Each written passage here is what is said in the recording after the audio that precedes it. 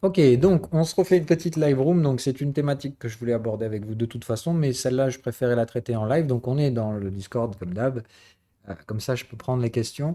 Parce que ça va être une thématique très complexe et que j'ai beaucoup d'incertitudes quant au niveau de connaissance que vous avez sur les fondamentaux Ethereum. Donc on va en parler. Euh, et du coup, comme ça, bah, je vais pouvoir placer, on va dire, le niveau du contenu éducatif au bon niveau en fonction de ce que vous avez. Donc, pour tous ceux qui sont en live, sachez que vous êtes les représentants de tous ceux qui ne peuvent pas être là et que les questions que vous vous posez, d'autres qui ne sont pas en live se les posent probablement aussi.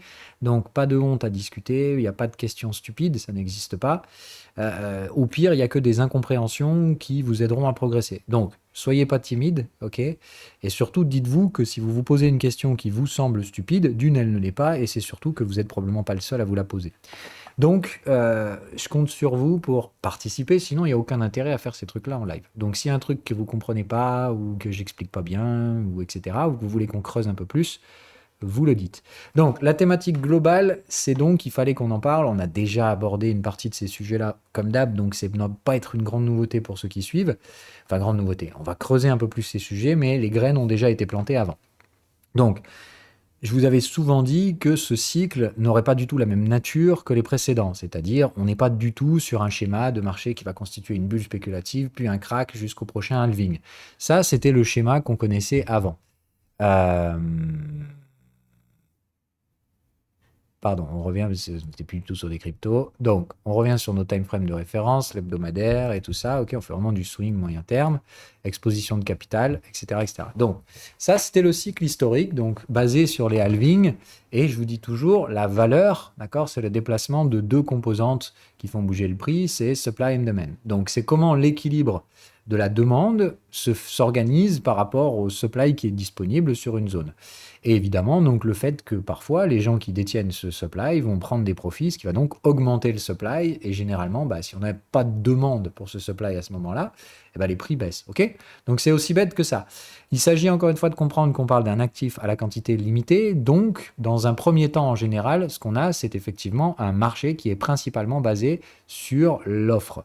C'est-à-dire que vous avez cette mécanique offre et demande, d'accord, mais c'est principalement côté Bitcoin, la prévisibilité de la réduction de l'offre qui crée les bull runs. Donc vous aviez toujours cette orchestration, si vous voulez, on va se mettre en log parce que ce sera quand même plus pratique, ok, d'un marché qui était effectivement haché par des cycles très facilement identifiables et donc presque prévisibles. Sauf que, encore une fois, c'est être bien con que d'imaginer qu'un truc qui s'est produit 3 fois, c'est signe d'une pattern qui va se répéter dans le temps. Je l'avais toujours dit. Surtout que c'est hyper important de comprendre, la nature de la demande a changé radicalement dans ce marché. Surtout pour les alts, mais Bitcoin aussi. Et on va donc en discuter de tout ça. Donc, déjà, état de fait de ce qu'on connaissait jusque-là. Donc, ces fameux cycles dans lesquels il y a deux mécaniques qui permettent au prix de monter. D'accord.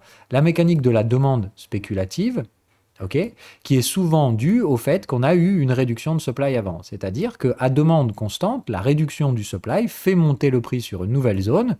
Généralement, ça attire les gogoles à la fin parce que le supply étant limité, la demande devient de plus en plus spéculative, plus on monte. C'est pour ça qu'on avait historiquement un Bitcoin qui faisait n'importe quoi en fin de cycle.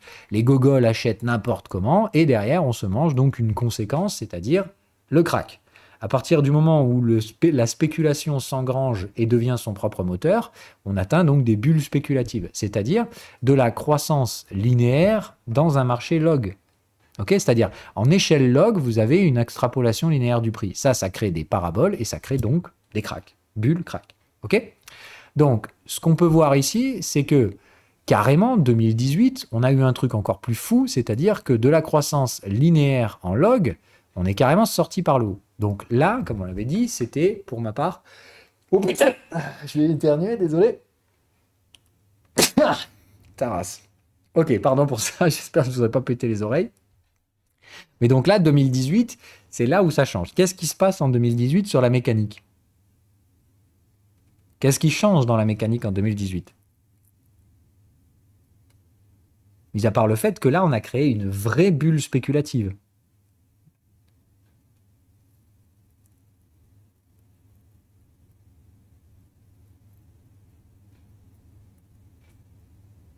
Voilà, super. Donc, 2018, le premier truc qui se passe, c'est que des retail, d'accord, non éduqués au Bitcoin se sont mis à l'acheter de façon là complètement débile. C'est pas juste de dire il n'y avait plus assez de supply et la demande s'extrapole de manière de plus en plus spéculative jusqu'à ce que la spéculation s'arrête et à ce moment-là, bah, comme on l'a dit, ceux qui ont acheté vendent et il n'y a plus personne qui achète. Donc la disparition de la demande et la dilution du supply cause un crack qui est généralement long avant de reprendre ce cycle. Ok ? Et on le voit d'ailleurs en log, c'est plutôt linéaire la correction également. Ok ? Jusque-là, ça va ? Donc, par contre, 2018, quelque chose change de façon radicale. Ça part en couille sur le Bitcoin. Clairement, pour moi, c'est vraiment à partir de la zone des 6000 dollars que ça a fait carrément n'importe quoi. Donc, je dis, on sort par le haut de canaux haussiers dans un schéma log. Donc là, c'est vraiment, waouh, il y a un changement dans la nature de la demande. C'est pas juste la réduction du supply, cette fois, qui faisait monter les prix. D'accord ? C'était clairement l'arrivée d'une nouvelle demande qui s'est extrapolée à partir de là, c'est-à-dire à partir du moment où Bitcoin break ses ATH. Là, on a l'arrivée d'une nouvelle demande. D'accord ? CQFD, moi, c'est le moment où j'ai entendu parler du Bitcoin pour la première fois. J'ai regardé les prix, j'ai vu que c'était n'importe quoi, donc j'ai posé un premier short vers les 6000, etc. Je me suis fait stopper en l'espace de 2 semaines, et là, je me suis dit, oh là là, mais qu'est-ce que c'est que ce bordel ? Là, c'est là où derrière, je dis, mes potes achetaient du Bitcoin, du Ripple, du machin, du bidule, etc. Et quelques semaines après, je leur dis, les cocos, c'est mort, barrez-vous, je vais shorter vos races, donc arrêtez de faire les cons. Je schématise, mais c'était un peu ça. Bref, là, c'était de dire, on n'est pas simplement, d'accord, sur un mécanisme d'excès spéculatif et de correctif très violent, on est sur une vraie bulle spéculative bourrée de débiles.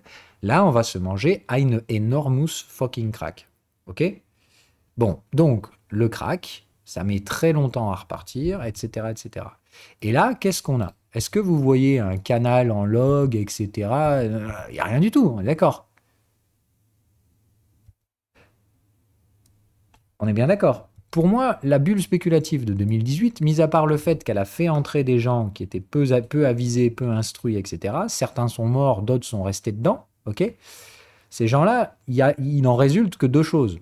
Soit des gens qui ont compris qu'ils vendraient jamais, et qui ont déjà vécu un bear market extrêmement long, douloureux, tout ce que tu veux, enfin, quand tu as pris moins 80 par rapport à la TH, qu'en plus de ça, ça a duré des mois et des mois et des mois. Là, il y a eu la traversée du désert, etc. dans Bitcoin. Bon, pour moi, ces mecs-là, ils sont robustes à toute épreuve. Maintenant, ils vendront plus jamais, tu vois. Enfin, c'est eux, ils ont fait l'épreuve du feu. Ils ont eu très très chaud, mais ils ne sont pas morts. Bon, il y a tous ceux qui ont été brûlés au premier et au second degré et qui se sont peut-être retentés un peu à l'expérience. Et il est possible que certains de ces gars-là, aujourd'hui, soient partis. OK ? Ceux qui, comme on l'avait dit, par rapport à la stratégie, dans le mécanisme sur Twitter, ok, vous vous rappelez la vidéo, l'image que je vous avais mise sur Twitter, d'accord, le cycle des révolutions, et il y avait malheureusement une étape donc de désillusion, etc. Je pense que c'est exactement ça qu'on vient de se manger. Maintenant, pour moi, la désillusion, ça devait être le pullback de cette tendance-là. C'est-à-dire, je m'attendais à ce qu'on remange à terme des retracements, 35-50%, très douloureux, longs, etc. Une vraie traversée du désert à nouveau, mais sous forme d'un pullback. D'accord ? C'était de dire, pour moi, la nature vraiment du Bitcoin a changé. On n'est plus dans un mécanisme basé sur cette spéculation qui émerge de la réduction du supply et qui se termine éventuellement, comme en 2018, par des attraits extrêmement spéculatifs. Pour moi, 2018 a changé une chose. Bitcoin a passé une étape de sa maturité. Ok ? On est passé d'un Bitcoin qui... Alors, attends. Cycle d'adoption... Non, c'est pas ça. Putain, c'est quoi l'article que je vous ai... Ah, mais je sais pas si je l'ai republié, celui-là. Euh, Adoption... Ah, c'est ça. Roger Adoption Curve. Voilà. Cet article est pas du tout celui que je recherche. Si, c'est ça. Voilà. OK, donc c'est ça qu'il faut retenir. C'est hyper important. Pour moi, le moment qu'on a connu, d'accord, c'est que à ce moment-là, en 2018, on est passé de ça à ça. D'accord ? Et ça change radicalement la nature de la demande. On part d'un marché qui avait des demandes spéculatives de plus en plus agressives au fur et à mesure que se réduisaient les supplies. Ça créait des cycles où la demande était d'abord basée sur la réduction du supply. C'est-à-dire que comme il y a moins de supply et que la demande est constante, ça fait monter le prix. Puis au fur et à mesure que le prix monte, des petits spéculateurs arrivent, suivent le prix, etc., jusqu'à ce que cette spéculation disparaisse, le prix s'écroule, corrige, etc. Mais on avait vraiment des cycles basés sur des gens qui étaient convaincus, d'accord? Lisez bien le truc. Innovators are enthusiasts and they desire to be the first to use the latest technology. They represent the tiny percentage of the market. So, comprenez que les gens qui alimentaient les bull runs 2013-2015 sont des gens qui étaient convaincus par la technologie. Et ils étaient effectivement totalement correspondants à ce truc-là. OK? Early adopters are those who enjoy new innovation and are comfortable taking social risks, but are largely motivated by its potential to drive their success. They are very influential in the marketplace, acting as trendsetters. Donc, ça correspond vachement plus à ce qu'on a vu en 2018. Des gens qui recherchent leur enrichissement personnel. La spéculation. OK? Donc, pour moi, qu'est-ce qui a causé 2018 ce changement radical de la nature spéculative des cycles de demande? C'est le fait que de nouvelles personnes sont arrivées dedans. Des personnes qui avaient des recherches spéculatives. OK? Jusque-là, ça va? Jusque-là, ça va ou pas?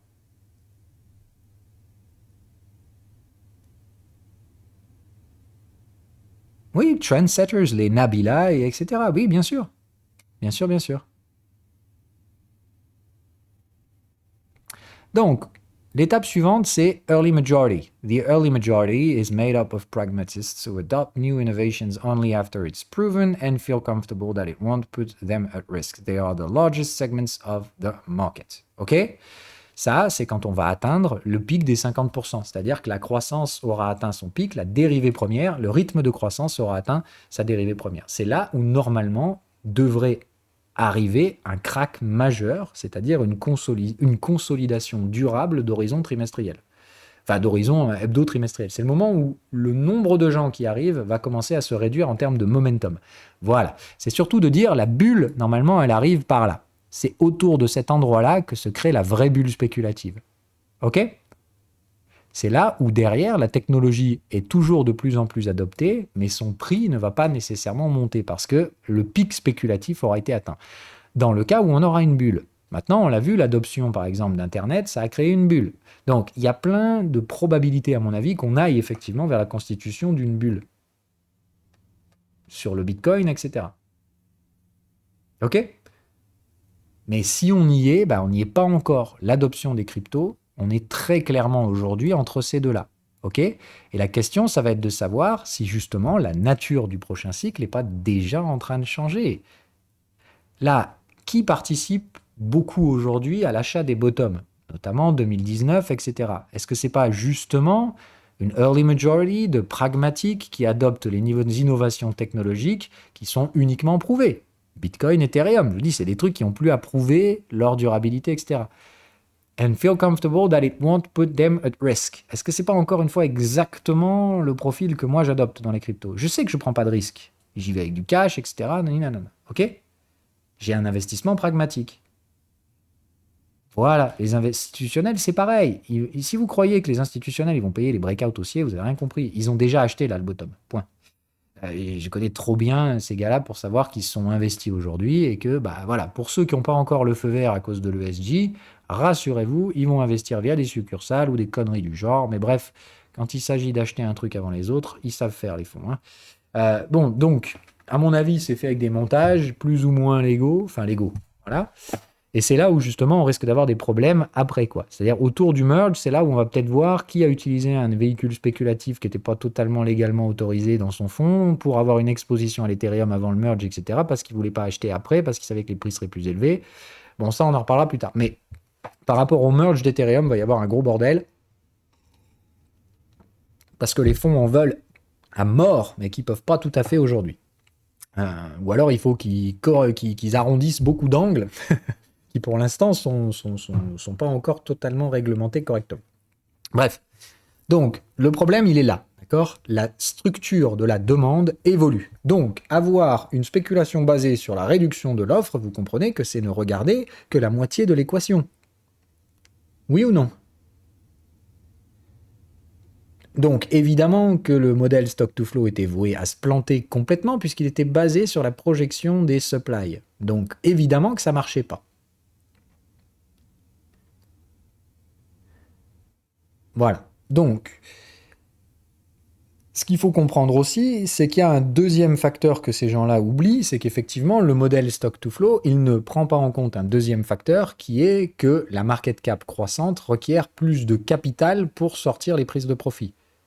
Et la nature plus évoluée des investisseurs fait que, même si ces investisseurs ne prennent pas de risques, ça veut aussi dire qu'ils prendront des profits partiels en cours de route. Donc il faut effectivement cette feedback loop de gens qui rentrent et comprendre que pour sortir 1% de la market cap, quand le prix a fait x2, ça demande 2 fois plus de capital frais qui rentre pour acheter ce supply, ok? Pour pouvoir maintenir des prix à la hausse. Donc, le principal problème du stock to flow, c'est de comprendre que la nature spéculative ne peut pas s'extrapoler sur des mécanismes paraboliques. Ça n'a aucun sens. C'est oublier qu'il n'y a pas une quantité infinie d'argent sur Terre. Bon.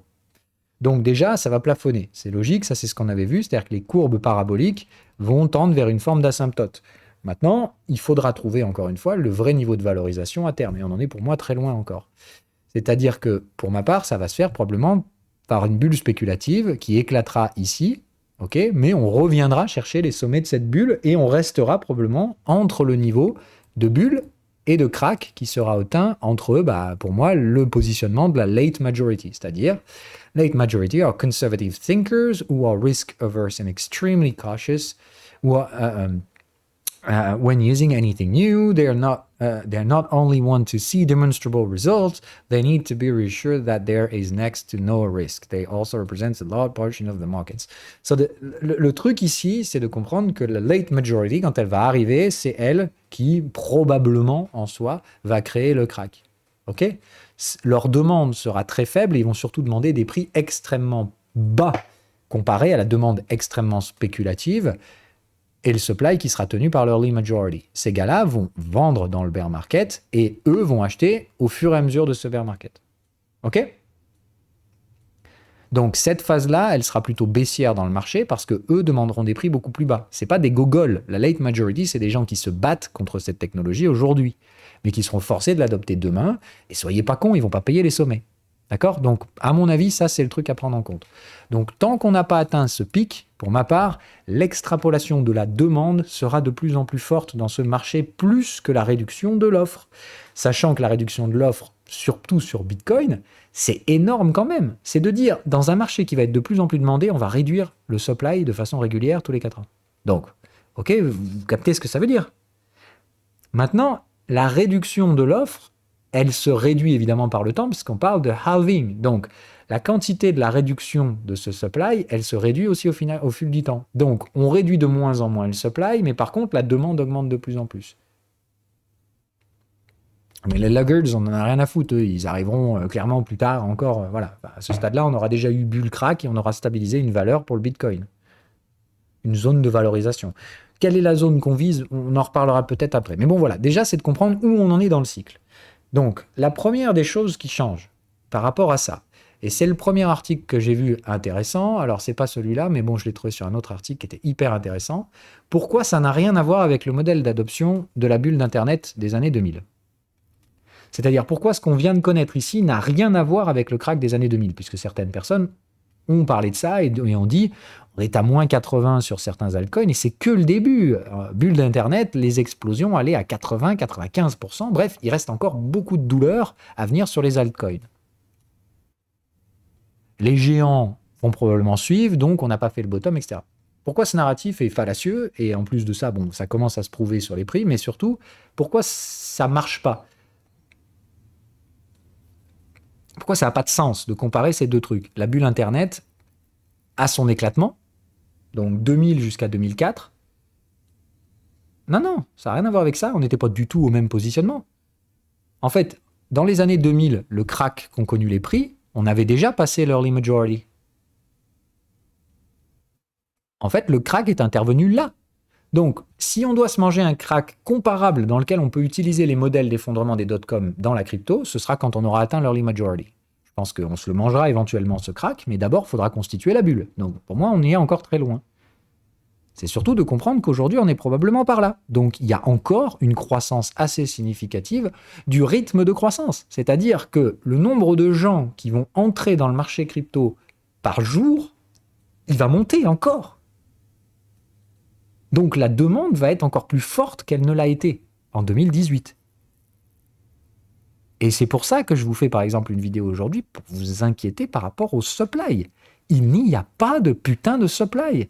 Et pour moi, ça favorise de loin la nature bullesque du prochain cycle haussier.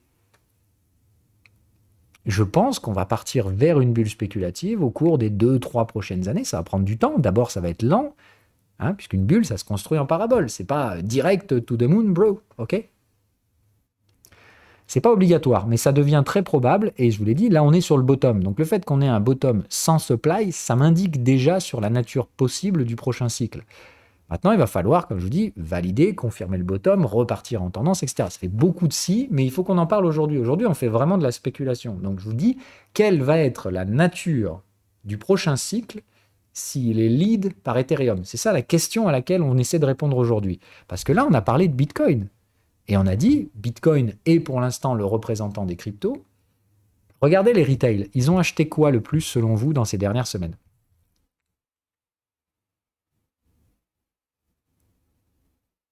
Tous du Bitcoin. Tous.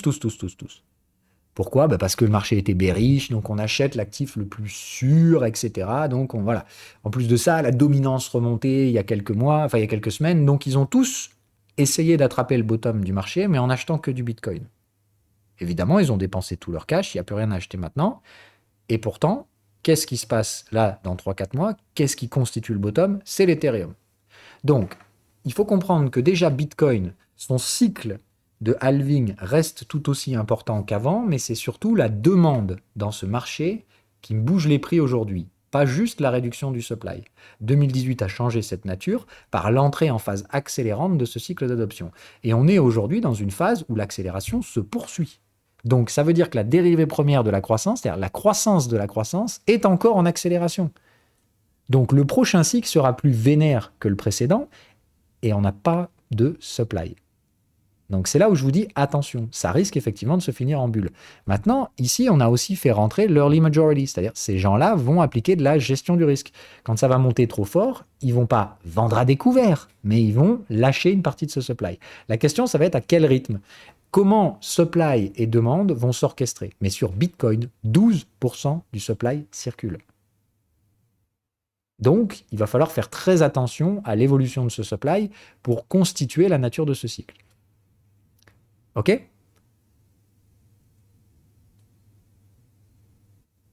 Ah bah, il était largement supérieur, justement. C'est ça le principal problème. Bon, maintenant, il faut aussi voir qu'il y a beaucoup de deals qui sont réalisés au TC ou qui sont réalisés via du DEX. Donc, effectivement, c'est normal que les exchanges se vident. OK? Mais 2017... Alors, sur la partie Bitcoin, d'accord, effectivement, on n'est pas aussi dramatique. C'est plutôt l'Ethereum, moi, qui m'inquiète. Voilà. Mais Bitcoin, aujourd'hui, on est à 12% après avoir fait un pic à 15-16, ok? Et le démarrage du dernier cycle bull... Attends, pourquoi 2016? Non, 2019, on est où, là? Attends. Putain, on le voit presque même pas, le bear market, tu vois. On était à 15%. Donc là, aujourd'hui, on est à 12%. Donc ça veut dire que le dernier cycle a commencé avec... À la limite, comme je dis, 15%, c'est la limite du supply critique. Là, on va démarrer un cycle avec un supply critique. Il va se passer deux choses. Soit quand on va revenir à la médiane, tout le monde va se calmer. Les investisseurs pragmatiques qui ne sont pas averses au risque vont probablement récupérer des profits partiels, d'accord? Mais encore une fois, à market cap relative, prendre des profits sur Bitcoin, il faut beaucoup de dollars à l'achat. Et je pense que ça risque de s'équilibrer. Si tel est le cas, je veux voir effectivement les balances dans les exchanges revenir proche des 15%, le niveau critique. Parce que si ce n'est pas le cas, et que la demande spéculative, puisqu'on l'a dit, la demande sera encore plus forte qu'en 2018, parce que le nombre d'entrants va être plus élevé encore qu'il ne l'était en 2018. Et il y a moins de supply. Vous imaginez le truc?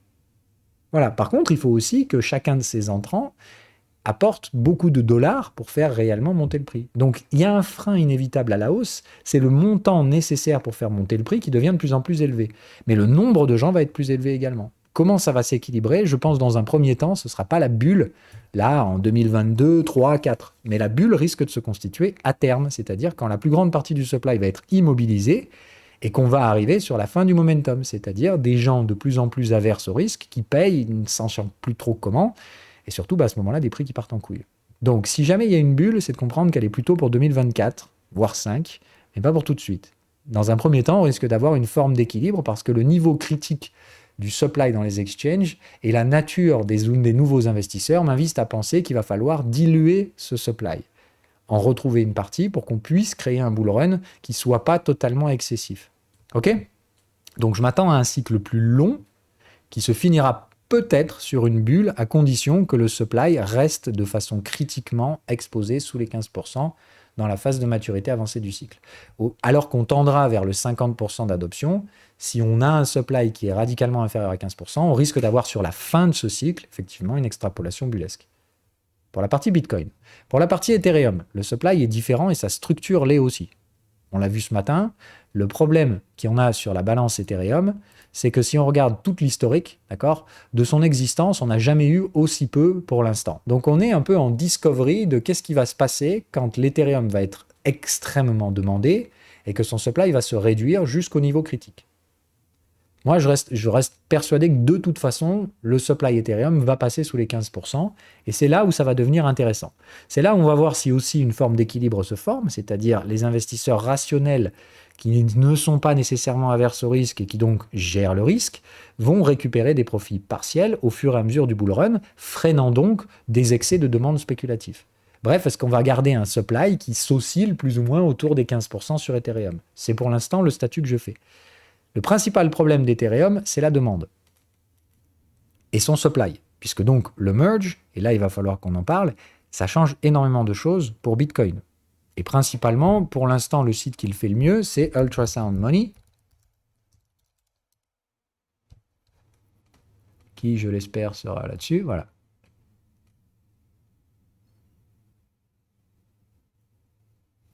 Ah tiens, ils l'ont mis à jour le site déjà. Ok, d'accord. Donc, là, c'est de comprendre... Alors, putain, ils ont tout changé, c'est plus comme avant. Shit. Shit. Bon. Ah voilà, simulate the merge. Donc, pour l'instant, ok, l'émission est à 3,9%. C'est-à-dire l'inflation de la blockchain, c'est 3,9%. Vous savez à quoi sert l'inflation? Okay. Ça sert à générer la sécurité en rémunérant les blocs, etc. Il faut qu'il y ait une incentive à sécuriser le réseau. Bon, là, le principal problème, c'est quand le merge arrive, l'émission se détruit littéralement. Parce qu'on va avoir donc le IP 1559, le fee burn, et le problème, c'est que la rémunération des stakers est très largement inférieure à ce qu'elle n'était pour le minage. Ça va poser un gros problème. D'accord? C'est-à-dire que la baisse de l'issuance, ici, d'accord, on passe de 5 millions d'Ethereum par an minés à 0,6 qui seront créés face à 0,8 qui seront brûlés.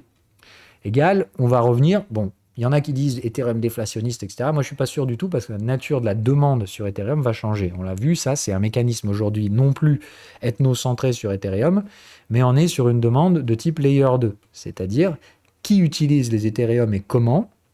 Ça n'a pas du tout à voir avec ce qu'on a connu en 2018. 2018, c'était des gens qui déployaient des smart contracts sur Ethereum pour déployer leur propre token. Le prochain cycle, on l'a vu, c'est pas du tout ça. La demande, elle sera probablement sur le layer 2, d'accord? Donc, déploiement et demande sur le layer 2.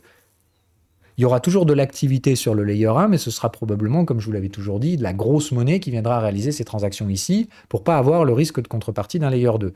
C'est-à-dire quand il y aura vraiment des gros montants en jeu, rien à foutre de payer quelques dollars, enfin quelques dizaines, voire centaines de dollars de frais, mais on exécutera sa transaction sur le layer 1. Ce qui est important aussi de comprendre, c'est que pour moi, Ethereum a atteint une stature au niveau bancaire et interbancaire qui fait qu'il y aura beaucoup de transactions interbancaires qui risquent de se réaliser sur Ethereum, juste parce que tu passeras pour un bolos si tu fais ça sur du layer 2. Okay, la finance, elle a un standard de base qui va être de dire, à mon avis, ça va très vite devenir Ethereum. C'est-à-dire quand on va vouloir réaliser une transaction trustless, etc., on programmera un smart contract et on le déploiera sur Ethereum et clairement pas sur un fucking layer 2. Parce que si tu le fais sur un layer 2, tu passes pour un bolos, tu passes pour un pauvre. Ça veut dire, quoi, t'as pas de quoi payer une transaction sur Ethereum, je vais pas transacter avec toi. D'accord? Donc je pense que la grosse finance, elle fera joujou sur le layer 1. Mais mis à part cette grosse finance, qui va s'approprier son propre standard de riche. C'est QFD, ce qu'on a vu dans l'autre vidéo, d'accord? À l'intérieur du château, on ne vit pas du tout comme à l'intérieur de la ville. Ces gars-là, ils vivent sur une autre planète, etc. Donc, mis à part ces gars-là, qui réaliseront leurs transactions et déploieront leur smart contract sur le layer 1, le reste de l'espace de blocs sera probablement utilisé en layer 2, ok? Et ça change la demande, ok? Donc ça, à mon avis, ça va pas nous faire pumper l'Ethereum to the moon, bro. Parce qu'il y aura moins de demandes pour le token Ethereum. D'accord? L'espace de blocs sera toujours blindé, ça j'ai aucun doute là-dessus. Donc les gas fees seront toujours aussi énormes à mon avis sur Ethereum. Mais par contre, le nombre d'Ethereum qu'il faudra collatéraliser pour déployer des smart contracts sera probablement plus faible. Donc attention, la demande flottante de l'Ethereum va probablement être un peu réduite post-merge. Ça, il n'y a personne qui en parle. D'accord? Tout le monde s'imagine, la réduction du supply égale to the moon. Non, d'accord? La nature de la demande sur Ethereum change significativement, changera significativement. Ça, vous l'avez compris ou pas? C'est cette partie-là où j'avais un peu de mal et je ne suis pas sûr que vous le saisissiez. Parce que ça, il n'y a personne qui en parle sur les réseaux, mais c'est extrêmement important de le comprendre. Hein. C'est clair, pas clair? J'ai aucun retour, donc dites-moi quand même. Mais est-ce que vous comprenez pourquoi il y aura moins de demandes sur la partie flottante de l'Ethereum?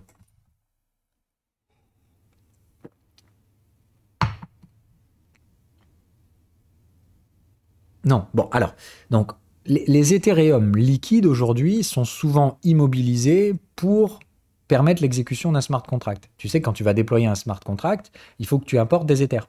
Pas juste pour le gas fee, il faut que tu apportes des Ethers. OK? Si tu loues de la puissance de calcul Ethereum, il faut apporter des Ethers en collatéraux.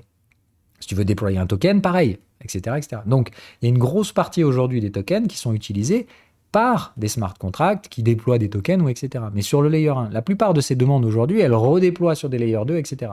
Donc, tous ces Ethers qui servaient à déployer des smart contracts et des tokens, à mon avis, ils vont probablement pas servir à ça sur le prochain cycle. Ils vont tous migrer layer 2, etc. Sauf les tokens de premier ordre qui, eux, justement, comme on l'a dit, voudront maintenir le standard pour se la péter, d'accord, de dire, nous, on reste layer 1. On peut s'offrir les gas fees, nos utilisateurs n'en ont rien à foutre. Tu vois ce que je veux dire? Ça va vraiment scinder deux types de demandes. Est-ce que tu veux être à l'intérieur du château ou est-ce que tu veux être le palefrenier qui sert le château mais qui est quand même encore dans l'enceinte? Vous voyez ce qu'on avait dit dans l'autre truc l'autre jour. Est-ce que tu veux quand même jouer le jeu du riche? Tu resteras sur l'Ethereum mais en layer 2, d'accord? Mais évidemment, tu auras des gas fees très faibles. Soit vraiment tu te la pètes parce que tu réalises des grosses transactions et tu es à l'intérieur du château. Ok? Donc, c'est de comprendre qu'à l'intérieur du château, les transactions ont une plus forte valeur ajoutée, mais elles sont moins nombreuses. Donc, il y aura probablement moins d'immobilisation liquide, moins d'immobilisation de l'Ethereum pour l'utilité, c'est-à-dire le déploiement de smart contracts. Est-ce que là, c'est plus clair dit comme ça ou pas? En fait, il y a moins de projets qui seront sur du layer 1. C'est plus clair comme ça ou pas du tout? Mais ça, il faut le comprendre. Hein. Il n'y a pas grand monde qui. Il y a beaucoup de gens qui pensent que la demande du layer 1, elle va être énorme et comme on réduit le supply, ça va exploser. Ok? Donc, Ethereum, il va vraiment falloir trouver un nouvel équilibre parce que la nature de la demande va changer. Mais donc, si vous l'avez bien compris, il y a d'un côté la demande historique qui va changer, qui va passer du layer 1 au layer 2. Ça va réduire la demande en Ethereum liquide.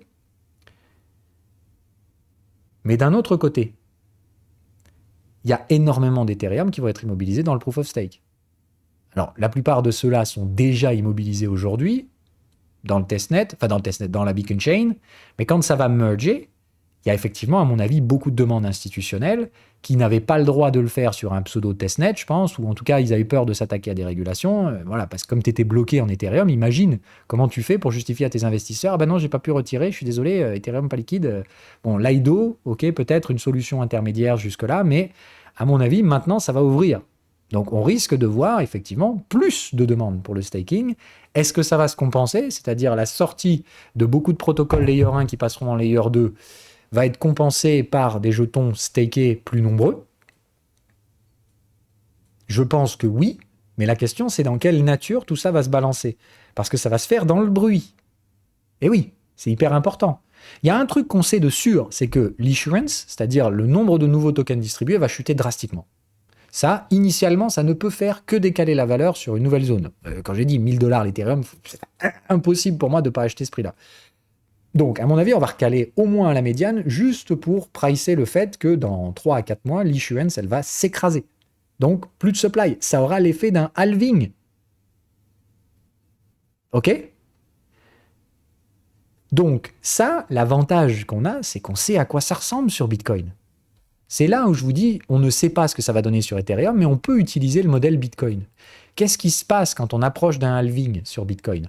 On retourne toujours à la médiane du range. On va se positionner sur la médiane et ensuite intervient une demande haussière. Donc voilà pourquoi je pense que Ethereum, non seulement ça va retourner à la médiane du range et ça va le faire one shot, parce qu'on n'a plus le temps, c'est de comprendre que si on place le halving Bitcoin, on connaît la date. Le halving Ethereum, on ne le connaît pas. Mais ce qu'on sait, c'est que l'issuance, elle va être drastiquement réduite. Et ça aura le même effet, voire même l'effet d'un halving x3. On va passer d'une issuance positive de près de 4% d'émissions par an à pratiquement zéro. Ça change drastiquement le supply. Donc, pour moi, ça aura l'effet d'un halving. Et le fait, comme je vous dis, que le merge soit significativement rapproché, ça veut dire que pour ma part, on doit être à 2002 à peu près, avant le merge. Au moment du merge. Maintenant, ce qu'on voit, c'est que Bitcoin, qu'est-ce qui se passe quand il merge après, enfin quand il fait un halving? D'abord, il peut y avoir de la volatilité avant. Bon, ça pour moi, c'est une anomalie. Hein. C'est plus de dire, c'est le Covid. Ça n'aurait pas dû faire partie du truc. Mais voilà, on revient à la valeur, on range, c'est assez volatile. Et après, post-merge, on voit la stabilisation de la demande. Le truc sur Bitcoin, comme on l'a dit, c'est que quoi qu'il arrive, Bitcoin a une utilité permanente. Bitcoin, c'est une diversification face au fiat. Donc cette demande-là, elle est croissante, voire même presque prévisible, en suivant le modèle d'adoption qu'on a vu. Et comme on l'avait dit, si on peut prévoir la demande de Bitcoin et qu'on connaît son réduction de supply, mécaniquement, on sait que les pumps interviennent après. Ok? Et la maturité du cycle fait que les acteurs deviennent de plus en plus spéculatifs, etc., etc. Bon, sur Ethereum, on l'a dit, la demande n'a rien à voir avec ça. La demande n'a rien à voir avec celle de Bitcoin. L'utilité d'Ethereum, c'est pas un hedge contre les fiat. On est d'accord. Bitcoin, c'est une assurance contre la perte de confiance dans le système monétaire. Non, mais le dollar, on verra plus tard. Pour moi, le dollar face à Bitcoin, c'est pas du tout là que se passe le deal. D'accord? Le dollar, c'est probablement le dernier qui tombera face à Bitcoin si ça tombe un jour. Et je lui ai dit, vous n'avez pas vraiment envie que ça tombe, en fait. Si un jour le dollar part en parabole face au Bitcoin, c'est là où ça va être très dangereux. Je veux dire, on changera de monde et ça se fera probablement dans la panique. On veut plutôt éviter ça. Donc, bref, Ethereum, on revient sur l'argumentaire. Pourquoi la nature de l'Ethereum n'a rien à voir avec celle du Bitcoin?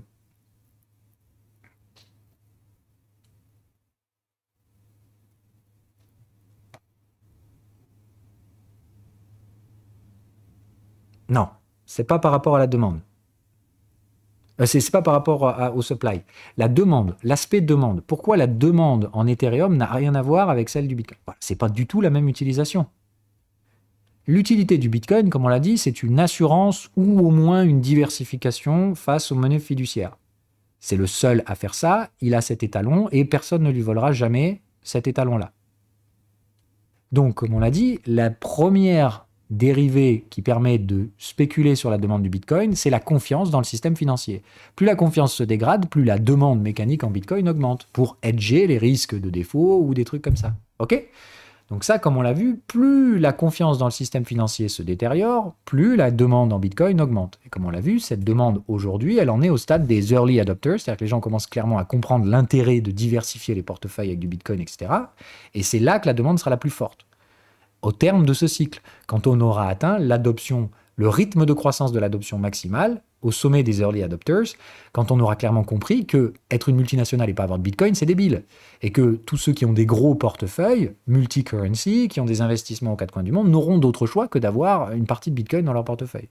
Ceux qui les auront achetés avant n'auront pas à le faire plus tard. Donc, ils auront une belle plus-value, etc. Ceux qui devront le faire en dernier devront le faire avec des prix très élevés, mais ce sera un standard, en fait, d'avoir du Bitcoin dans un portefeuille.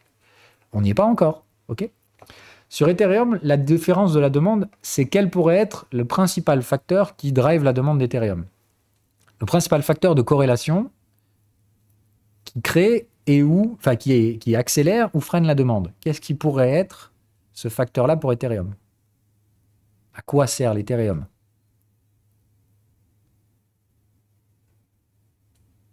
À quoi sert Ethereum?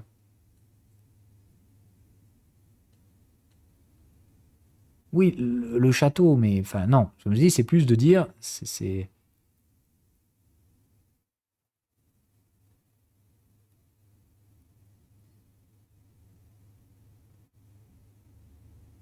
Alors, je pense pas que ce soit des bons d'internet. Ça, c'est plutôt quand il aura maturé l'Ethereum, mais aujourd'hui, c'est pas ça. Voilà. Moi, je pense que la demande principale de l'Ethereum, avant de devenir, comme je vous dis, un référentiel de taux d'intérêt, mais ça, c'est vraiment que le modèle financier tournera autour de l'Ethereum. Aujourd'hui, on n'est pas encore là, hein, donc c'est pour plus tard. Ça, c'est pour la partie, comme je l'ai dit, 10 à 30 ans de mon portefeuille. C'est-à-dire le staking que je fais d'Ethereum, c'est parce que je pense que ça, ce sera le bon du trésor du monde de demain quand on en aura fini avec les conneries de dollars étalons, etc. Mais ça mettra des années, ça. Dans le cycle là qui vient, donc comme on l'a dit, maximum 2 à 5 ans de durée de vie, quoi. Et potentiellement le risque de se finir par une bulle spéculative par rapport au pic de la demande en crypto. Avant, évidemment, comme d'hab, que tout ce petit monde s'effondre et que le monde change, d'accord? D'abord, on va pricer le monde du futur, mais dans le monde d'aujourd'hui, puis les deux vont se péter la gueule, et puis on reconstruira le monde dans le monde de demain, tu vois. Alors moi, c'est comme ça que je vois le truc. Mais bon, donc la demande d'Ethereum, elle est principalement liée à la demande en argent, c'est-à-dire le cycle économique. Quand le cycle économique monte, la programmabilité d'Ethereum, sa sécurité, etc., sera de plus en plus demandée. Donc c'est corrélé très clairement à l'activité économique, Ethereum. OK? Il y a un double facteur, c'est qu'il faut comprendre que donc l'activité économique, on l'a dit, dans les prochaines années, à mon avis, elle ne va pas être florissante, mais pas nulle, elle sera haussière. Donc l'activité économique qui constitue la principale demande d'Ethereum va être là, mais elle ne sera pas ouf non plus. Et quelle est la deuxième demande d'Ethereum? Diversification de Bitcoin. C'est-à-dire que la plupart des gens achètent Bitcoin et Ethereum. Donc on va hériter, comme on l'a vu, du cycle d'adoption du Bitcoin, qui devrait faire son pic, je pense, d'ici 2 à 5 ans maximum. Donc il y a aussi le risque qu'Ethereum parte en bulle, mais sa demande sera bien plus liée au cycle économique. Donc, quand ça va chier un peu dans les pendules, puisqu'on l'a vu dans les prochaines années, ça ne va pas être tout blanc. Ça va clairement être en nuance de gris pour la perception de l'économie, puisqu'on sera en stagflation. C'est-à-dire qu'il y aura de la croissance, mais en attendant, il y aura des moments de risque, de doute, etc. Dans ces moments-là, Ethereum va prendre des douilles. Hein. Ça, il faut que vous soyez clair là-dessus. OK? Donc, Ethereum suivra principalement le cycle économique. Il aura probablement une corrélation assez élevée avec les marchés actions, mais pas une corrélation directe. Ça, il y a la plupart de gens disaient oui, c'est corrélé, c'est corrélé. Non, mais il y aura une corrélation significative de l'Ethereum, mais on ne pourra pas nécessairement l'utiliser comme référent. Elle sera instable, cette corrélation, probablement dans les premiers temps. Mais ça va être un des facteurs que n'aura pas nécessairement Bitcoin.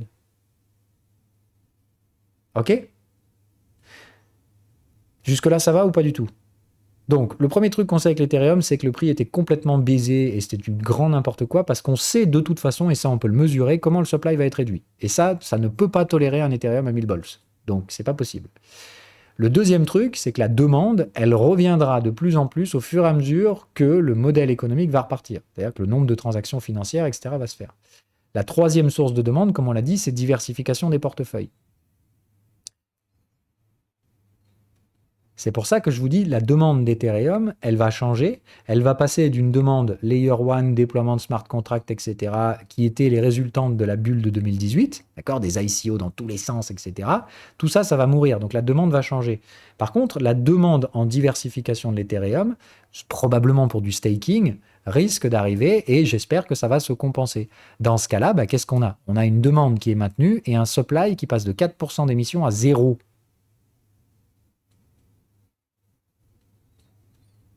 Ça ne peut faire que monter les prix. Hein. Donc, dans ce cas-là, qu'est-ce qu'on a dit? On a dit à demande constante et réduction du supply, on peut suivre le modèle Bitcoin, c'est-à-dire que on risque d'avoir juste après le merge un petit peu de volat, puis un breakout. Ce que nous dit Bitcoin, c'est que ça prend moins d'1 an. OK? En l'espace de 6 mois à peu près, le halving, on a en général le breakout. D'accord? C'est assez récurrent. Hein. Donc, ce qu'on peut voir, c'est que ça risque de prendre 6 mois derrière pour breaker l'Ethereum post-merge. Donc déjà, attention, il faut que le merge arrive, etc. Mais ça nous dit que théoriquement, l'Ethereum pourrait breaker l'ATH début, milieu d'année prochaine. Si on suit ce modèle-là, attention, le supply, on connaît la partie de l'équation, la demande, c'est un peu plus difficile à mettre en place. On est sur du tripartiste, c'est-à-dire que la partie demande économique de l'Ethereum, pas oufissime, le changement de nature de la demande vers une demande plus huppée et une partie de cette demande qui va transiter layer 2, est-ce qu'elle va ou non être compensée par l'entrée des acteurs ESG, etc., qui vont rentrer en portefeuille? C'est là que se situe le point critique de l'Ethereum. Ça marche?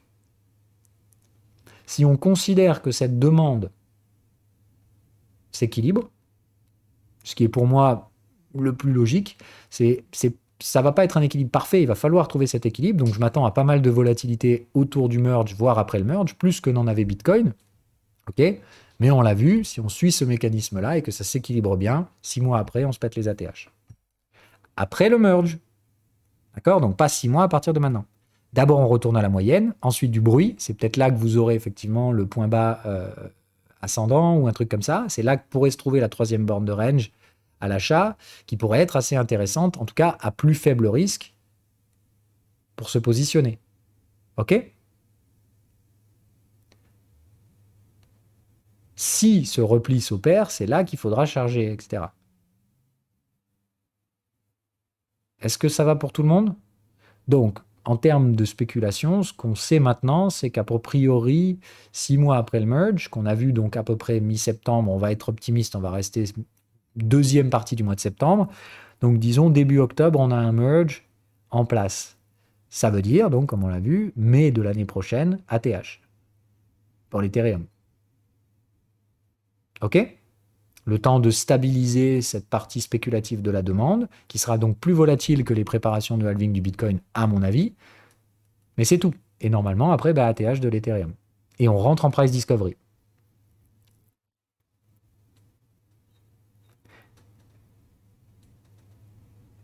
Q2 2023, pour moi, pour faire un ATH. Je pense, sans me planter, qu'Ethereum fera son ATH largement avant Bitcoin. Puisque Bitcoin, lui, n'aura son halving qu'en 2024. D'accord? Donc, Bitcoin, sa demande ne change pas. On sait que par contre que la demande en Bitcoin accélère. Donc, ça devrait mettre moins de temps à revenir chercher l'ATH qu'avant. Mais à mon avis, on n'aura probablement pas nécessairement fait un ATH sur Bitcoin avant 2024. Alors qu'à mon avis, Ethereum, oui.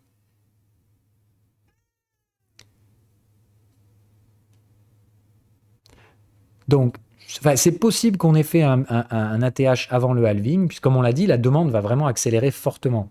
Donc ça n'a rien à voir avec les cycles d'avant. Hein. Donc garder le truc de dire on va retracer à la médiane pour faire le halving, je suis pas sûr, puisqu'encore une fois, la demande est plus forte qu'avant. Donc, ok, on a le frein côté Bitcoin qui est de dire qu'il faut de plus en plus de market cap, donc de plus en plus de dollars pour supporter les prix, mais je ne suis pas encore sûr de cet équilibre. Donc disons, partons sur une neutre qui est de dire, voilà, on se fait un halving ici vers les 50 000 dollars à peu près.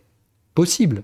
Ok, c'est-à-dire dans ce cas-là, on peut tout à fait aller chercher un ATH en suivant Ethereum, et puis après on se replie, et là on envoie vraiment le fameux cycle de bulle. 2025, réduction du supply, toujours autant de demandes, voire une demande qui accélère avec la maturité du cycle. Et là, qu'est-ce qu'on fait? On vient chercher par exemple le haut du canal ici, pardon, celui-là. C'est de dire, dans ce cas-là, on projette ce truc-là et on va se chercher un Bitcoin complètement fou furieux, 300, 400 000 dollars, et après l'éclatement de la bulle. C'est-à-dire là, on rompt le canal ascendant par le haut. Et on aura le sommet de tous les temps du Bitcoin, et derrière, on ira chercher le bottom.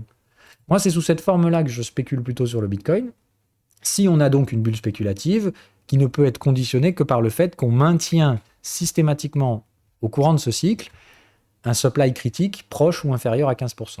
Sur Ethereum, comme je vous dis, ça dépendra essentiellement justement de l'évolution de ce supply. Est-ce qu'on va s'installer là aussi sous les 15% ou osciller autour? Moi, j'ai plutôt tendance à dire qu'on risque d'osciller autour sur Ethereum et de maintenir donc cette demande très en lien avec le cycle économique. Et comme on l'a vu, notre cycle économique, par exemple, sur le S&P 500, on a vu qu'on devrait avoir un retour à l'ATH, puis un deuxième pullback, puis un retour à l'ATH final. J'ai de fortes raisons de penser qu'Ethereum fera la même. Maintenant, je ne peux pas encore une fois le certifier, mais c'est comme ça que je spécule aujourd'hui. Je pense que le marché action fera son sommet en même temps que l'Ethereum. Et que ce qu'on risque d'avoir du coup, c'est un cycle un peu hybride, non plus basé simplement sur Bitcoin qui fait ci, ça et le reste du marché qui suit Bitcoin, mais un Ethereum qui va faire sa propre life. C'est peut-être même pour moi Ethereum qui va tirer et driver la spéculation sur le Bitcoin dans ce second cycle. On n'est plus dans un marché drivé par la simple réduction des supply Bitcoin. D'une part, la nature de la demande a changé et surtout aujourd'hui, la demande, elle est plus seule. il y a Ethereum qui demande beaucoup, et Ethereum passe par une phase de réduction de son supply tellement significative dans l'écosystème crypto en général, que de s'imaginer que le cycle est fini parce que Bitcoin est fini alors qu'Ethereum entre sur un changement profond et majeur, ça me paraissait encore une fois une énorme connerie quand je voyais des gens dire « Oh mais non, mais on rebondira pas parce que le halving c'est dans 4 ans. Enfin c'est dans 2 ans. » D'accord? C'était tellement con d'oublier le merge et l'implication fondamentale de la réduction du supply que à 1000 boules, un Ethereum, c'est une hérésie totale. D'accord? Moi, je vous l'avais dit, j'avais pas beaucoup de cash. Je voulais d'abord assainir mes marges, etc., avant de ressortir un peu de thunes. Mais c'était pour moi impossible de ne pas payer Ethereum à 1000 boules. Impossible.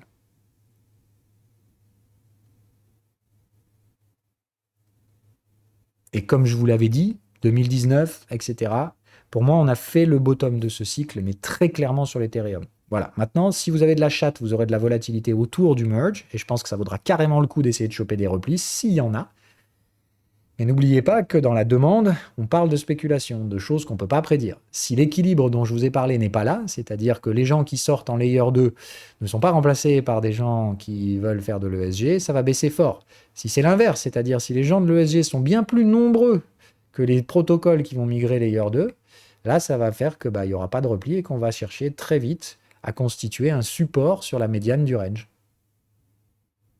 Donc, c'est là où je vous disais que attraper le couteau qui tombe, c'était très risqué, que le trade à faible risque, ce sera probablement la constitution d'un creux ascendant qui, à mon avis, viendra avec les certitudes autour et après le merge, mais ce n'est pas une garantie. D'accord? Il ne faut pas vous dire que c'est garanti qu'on aura un creux ascendant sur l'Ethereum. Ça dépend de facteurs que ni moi, ni aucun autre professionnel ne maîtrisons. Et on sait tous très clairement que ça va être beaucoup d'incertitudes autour du merge. Mais si les premières données qui arrivent, c'est que la réduction du supply, elle correspond à ce qu'on avait calculé, et il y a peu de chances que ça diverge, et qu'il n'y a pas du tout de demande à la vente, et que le supply passe sous les 15%, et qu'en plus de ça, les investisseurs institutionnels demandent à cause de l'ESG, et entre tous à la file pour rentrer en staking, ça va faire mal sur les prix. Et voilà, on y va en dernière chose dont on parle, les alts. Qu'est-ce que ça va faire sur les alts? D'accord? Parce que là, pareil, tout le monde s'est dit, les altcoins sont dans le cul, ils sont morts, moins 85, 90, 95 pour certains, c'est le crack, tutti quanti, etc. Et puis en plus de ça, le cycle Bitcoin ne va pas repartir avant si longtemps. Alors imaginez. Non, comme j'ai toujours dit, il y a différents types de demandes et il faut comprendre que tous les professionnels ne travaillent jamais un actif, all-in, etc. Moi, je pense qu'il y a tout un tas aujourd'hui de fonds qui vont investir dans l'Ethereum, qui l'ont peut-être déjà fait ou en tout cas qui le feront, grâce à cette compliance ESG. Et le premier truc qu'ils vont faire, c'est qu'ils vont de toute façon à devoir diversifier les portefeuilles. Ça n'existe pas un portefeuille Ethereum, d'accord? C'est pas possible. On peut pas vendre ça à des clients. Il y a toujours une forme de diversification parce qu'on l'a vu, l'Ethereum, en plus de ça, risque d'être assez volatile. Donc, il va falloir hedger ce truc-là. Quel est le principal hedge face à l'Ethereum? Si on va voir si vous êtes malin. Ah non, mais ça, je vous l'ai dit, il y aura clairement des demandes institutionnelles pour le stake, parce que ça apportera du coupon, ça apportera un dividende. Et non, pour moi, ce ne sera pas du tout Solana. Réfléchissez, on en a déjà parlé en soi. Ça n'a rien à voir avec BNB non plus. Mais non plus. Atom, Avax, Polkadot, ce sera probablement un autre paquet de demandes, un peu plus spéculatives, pour aller chercher du rendement. Matic, ben oui, les layers 2, évidemment que c'est là que ça va se passer, les Starknet, les machins, les Matic, toute la demande qui va migrer d'Ethereum vers les layers 2, il va falloir s'assurer contre ça. Ça va être de dire, s'il y a plus de sorties qu'il n'y a d'entrées sur Ethereum, comme on l'a dit, ça fera peut-être baisser le prix d'Ethereum, mais ça fera monter le prix de Matic. Donc, clairement que les layers 2 vont être demandés en premier arbitrage pour la volatilité Ethereum. Et on le voit déjà. Voilà. Bon, moi, je peux vous le dire, ça m'a tellement fait marrer ces derniers jours parce que moi, j'ai fait que faire des allers-retours entre Ethereum et Matic. C'est-à-dire, j'ai vu Matic pumper il y a quelques jours, pof, j'ai vendu les Matic, j'ai acheté l'Ethereum. L'Ethereum a pumpé, j'ai revendu les Ethereum, j'ai racheté le Matic. Et là, ça pump aujourd'hui plus fort sur Matic. Donc, maintenant, Matic, je l'arbitre face à Ethereum jusqu'à ce qu'il aille chercher la zone des 10-15, moi. Hein. Donc, je sens bien qu'il va y avoir pas mal de demandes pour Matic. Ça fait partie des tokens que je vais probablement transférer dans mon portefeuille moyen terme s'il réagit comme je veux. Mais pour ça, il faut qu'il break la zone des 10-15, enfin qu'il break la zone des 3-5. Toujours les mêmes modèles. Mais je vous dis, ça, c'est le premier arbitrage que vont faire les professionnels. Et ça se voit bien. Voilà. Donc, j'enlève le log, hein, ça sert à rien. Voilà. Mais on l'a bien travaillé, la zone 3,5, et on est prêt, à mon avis, pour la breaker. On va faire un petit mumuse vers 6 et quelques, mais je pense qu'on vient chercher à 10. Et là, je reviens en Ethereum. Enfin, je ne sais pas combien de temps ça mettra, hein, voilà. Mais c'est en référence par rapport à Ethereum. Matic ne se trade pas tout seul. Matic se trade purement en arbitrage face à Ethereum. Donc, on prend en compte toujours les mêmes zones de valo. Voilà. Là, le range est mature, donc on peut sans problème breaker ce truc-là. Vous savez qu'un break dans une structure comme ça va difficilement chercher plus qu'un pour un. Donc, vous savez qu'ici, il y aura une gestion à faire, intermédiaire. Il y aura peut-être des replis. Donc, ici, on fait des TP, puis on rachète sur les replis. Mais je pense qu'à terme, horizon quelques années, on ira frapper dans cette zone-là. Ah non, non, non. Moi, je cherche des arbitrages qui font du sens. Donc, comme je vous l'ai dit, premier arbitrage, clairement, tous les professionnels sont en train de bosser dessus parce que je sais comment ils travaillent. Matic, Ethereum. Ça va être le premier truc. C'est là où ils vont aller chercher du bêta et c'est assez rigolo parce que vous les voyez pumper l'un et l'autre. Donc, c'est déjà l'installation de ces arbitrages pour ma part. Bon, là, je ne peux pas tout vous expliquer, travail de pro, mais je vous donne des. Voilà, vous en faites ce que vous voulez. C'est à croire sur parole ou pas, je m'en fous. Voilà, faites vos propres recherches, mais je vous le dis, ça arbitre Ethereum et Matic. Et autres layer 2, hein, ça vaut pas que pour Matic. Oui, oui, optimisme, etc., tout ce bordel. Voilà. Donc, ça, c'est le premier truc à comprendre. Les professionnels qui s'investissent Ethereum sont obligés de s'investir Layer 2 pour gérer le risque lié à l'incertitude de la demande de cette transition des Layer 1 vers les Layer 2. OK? Une fois que tout ça sera stabilisé, le premier truc qu'ils vont faire, c'est de revenir Ethereum. Capiche? Sauf s'ils se sont trompés et qu'effectivement, il y a beaucoup plus de demandes sur les Layer 2 que de gens qui rentrent sur le Layer 1. Et dans ce cas-là, ils vont accentuer les Matic, ce qui freinera Ethereum. Je ne sais pas encore qui va vraiment bénéficier de ce truc-là. Tout ce que je sais, c'est que dès qu'Ethereum Matic arrive dans la zone des 10-15, il faudra défaire l'opération, c'est-à-dire sortir de Matic pour rentrer sur Ethereum, qui sera donc plus sûr. Ça marche ou pas? Donc ça, c'est le premier des arbitrages des professionnels. Le deuxième, à mon avis, ça va être la bataille de l'Internet des blockchains qui va entrer en phase spéculative. OK? On a eu le venture capital sur Avax, etc. Bon, pour moi, il n'y a que Atom qui n'a pas connu de venture capital parce que, comme on l'a dit, Atom, le jeton avait un token particulier, un tokenomics particulier, ça attirait pas trop les investisseurs professionnels parce que pas de demande, enfin pas de demande, pas d'utilité codée, etc. Mais il y a eu la demande spéculative sur tous les autres, hein, d'accord? Les Solanax, les Cardano. Alors pour moi, Cardano, je me demande toujours à quoi il sert, mais bon, voilà, on va voir. Mais voilà, donc il faut comprendre que sur ce cycle, la première des choses à comprendre, c'est que la force relative, elle ne sera pas regardée par rapport à Bitcoin. Et ça, c'est un truc que beaucoup de gens vont mettre plusieurs mois, à mon avis, à comprendre. OK?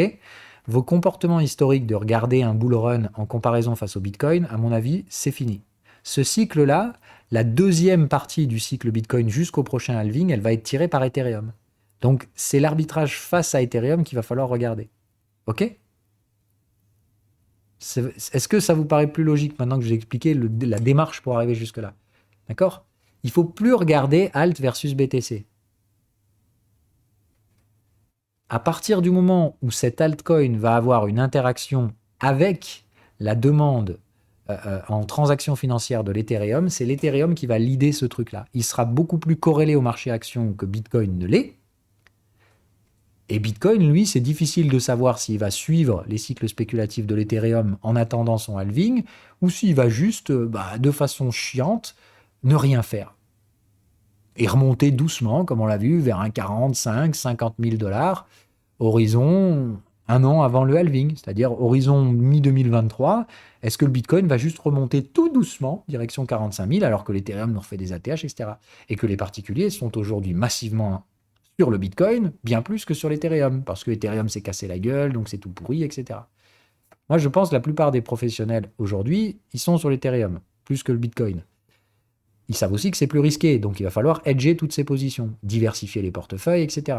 Ok, on va clairement pas aller tout de moon sur Ethereum dans un premier temps, puisque la demande sera très spéculative et incertaine. Parce que le merge va surtout introduire des incertitudes plus que des certitudes. Ok? Qui dit incertitude dit volatilité. Mais qui dit aussi que si on spécule sur des incertitudes et qu'au final ça se passe super bien et qu'il y a énormément de demandes, il n'y aura pas de retrait, pas de repli, rien du tout. Et les mecs vont tous courir après un truc qui n'aura pas de supply. Donc il faut comprendre aujourd'hui que si jamais le merge se passe bien mieux que prévu en termes de demande et qu'en plus de ça on a un supply qui bascule durablement sous les 15%, ça va partir en couille sur Ethereum. Parce que la prochaine zone dans laquelle on retrouvera du supply, c'est 10 000. Hein. Enfin, on va dire 8-12 000. Ok ? Il n'y a pas un mec aujourd'hui que je connais chez les professionnels qui achètent de l'Ethereum qui revendra avant 8 000. Hein. Donc il faut que vous compreniez que si le supply se détruit et que la demande est plus forte que prévu, ça va chier. Et on l'a vu, Ethereum, vague 5 étendue. Donc attention, ça peut être très excessif, l'Ethereum. Et le pire, c'est qu'on le sait, parce qu'on a l'overlap. Donc comme on a l'overlap, si ça paye ici et qu'on réattaque la TH, ça peut être excessif et vous le savez. Donc ne soyez pas dupes, si ça monte de façon violente sur l'Ethereum, il ne faudra pas chercher à vous y opposer. On sait qu'une vague 5 étendue, c'est excessif et que ça retournera VTOP. On peut tout à fait imaginer, même si pour ma part c'est peu probable, ça nécessitera une combinaison d'éléments, une demande forte et un supply inexistant. Mais dans ce cas-là, Ethereum, il va nous faire la vague 5 étendue en hebdo et ça va être excessif. Je vous l'ai dit, le minimum, c'est de trader au-dessus de ça et ça va être to the moon, bro. Donc ce sera minimum 10 000 et ici, on sera en parabole et ça retournera VTOP. Très difficile de trouver le sommet de l'Ethereum. Dans ce cas-là, pour ma part, je suis toujours ce modèle où ce que j'utiliserai, c'est l'extrapolation des niveaux en Fibo, en extension. OK ? Donc moi, je sais qu'il y aura une zone ici à surveiller, une zone à 13 000, etc. C'est des zones où, en cas de vague 5 étendue, il faudra prendre des profits sur ces zones. D'accord ? Des profits à l'aveugle, des profits partiels. OK ? Bon, je vous ai dit, pour moi, 8 000, c'est le strict au minimum. C'est de dire ici, peu de chances que je fasse un gros TP, mais j'en ferai peut-être un petit. Là, je sais que j'ai un TP obligatoire à faire. Là, c'est peut-être, je ferai attention. Et au-dessus, ça va chercher loin. Hein. Attention. Si ça passe pas, c'est 20 000 pour l'Ethereum. Hein. Et je vous ai dit, attention, une vague 5 étendue, c'est vénère. Hein. Dans le genre excessif et dans le genre nombre de gogoles qui vont shorter ça en disant mais c'est trop, c'est la bulle comme le Bitcoin, etc. Non, non, c'est de l'adoption cette fois, les gars, c'est pas de la bulle. On est bien en avance sur le cycle, donc la bulle spéculative, elle est probablement à venir. C'est pas du tout une bulle qu'on a connue. Voilà, le maximum de la demande qui pourra driver une hausse de prix significative, ça peut très bien se produire. Maintenant, il faut aligner des planètes qui, pour ma part, ont quand même peu de chances de s'aligner. Okay, pour moi, le plus probable, c'est un Ethereum qui oscille autour de 15% parce qu'il est arbitré entre lui, les layers 1 et surtout, donc je pense, les layers 1 alternatifs qui vont proposer des venture capital sur l'Internet des blockchains.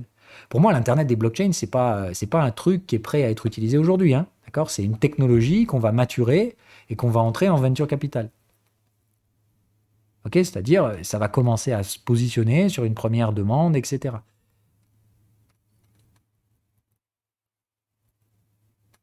Donc, je pense que voilà tous les arbitrages qui peuvent être faits. Le premier, c'est Ethereum Layer 2. Celui-là, c'est obligatoire et j'en vois déjà les preuves de l'utilisation. Le deuxième, ce sera face au AVAX, Solana, Atom, Polkadot, NIR, voilà, tous ces trucs-là. OK ? Parce que tous ces trucs-là vont pouvoir proposer des solutions que Ethereum aura du mal à faire. En fait, ils vont arbitrer l'exposition Ethereum plus Layer 2 avec des solutions qui sont similaires. D'accord ? L'environnement Ethereum plus Layer 2, il aura probablement un compétiteur légitime. La question, c'est de savoir qui. Est-ce que ça va être l'environnement AVAX ? Est-ce que ça va être, comme je vous l'ai fait la vidéo l'autre jour, l'environnement Atom, qui va se construire comme une ville autour de l'Ethereum ? Et non pas en suçant la valeur Ethereum, mais en construisant autour. Le Monero, on l'a dit, c'est hors zone. Le Monero, c'est une assurance contre un monde qui tourne qu'autour du Bitcoin, et dans lequel la finance traditionnelle s'effondre dans un crack hors norme, et dans lequel on vous impose Bitcoin et CBDCs, et il n'y a plus rien d'autre. Bitcoin est entièrement traçable, les CBDCs le seront également. Bref, il y aura un contrôle total de tes dépenses, et tu seras très heureux d'avoir du Monero. Pas parce que tu seras du coup super riche, etc., mais que tu pourras garder un tout petit peu d'anonymité dans ta vie. Et ça, je vous l'ai dit, hein, c'est un Monero en self-custody sur un hardware wallet, etc., etc. Et il faudra vous attendre à voir le gouvernement qui viendra taper chez toi pour savoir ce que tu fais de tes Monero. Hein. Parce qu'ils sauront que tu en as. Hein. Tu l'auras acheté dans un exchange centralisé, il y aura des traces de tout ça, etc. Donc encore une fois, attention, il ne faut pas croire que tu vas pouvoir jouer les dealers, etc. Mais juste, tu auras le droit d'avoir du Monero. Hein, ça ne pourra jamais être interdit. D'accord? Mais il faudra effectivement probablement donner les viewing keys. C'est-à-dire qu'il faudra déclarer ton wallet pour qu'on puisse savoir, pour que le gouvernement puisse savoir ce que tu fais avec et s'assurer que tu fais un peu ce que tu veux, mais qu'en tout cas tu finances pas le terrorisme. Monero, je vous l'ai toujours dit, c'est pas invisible ce qui se passe sur le Monero, mais il faut une viewing key pour chacune des transactions.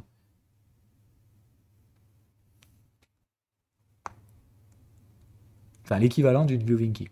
Donc Monero, c'est une assurance contre un monde qui a peu de chances de se produire, mais qui, par contre, si ça se produit, tu seras bien heureux. Donc c'est une autre thématique, Monero. On l'avait dit, c'est une assurance, tu mets dans un coin de ta tête et tu oublies. Si jamais un jour on s'en sert, ça vaudra une blinde. D'accord? Ça vaudra une méga blinde.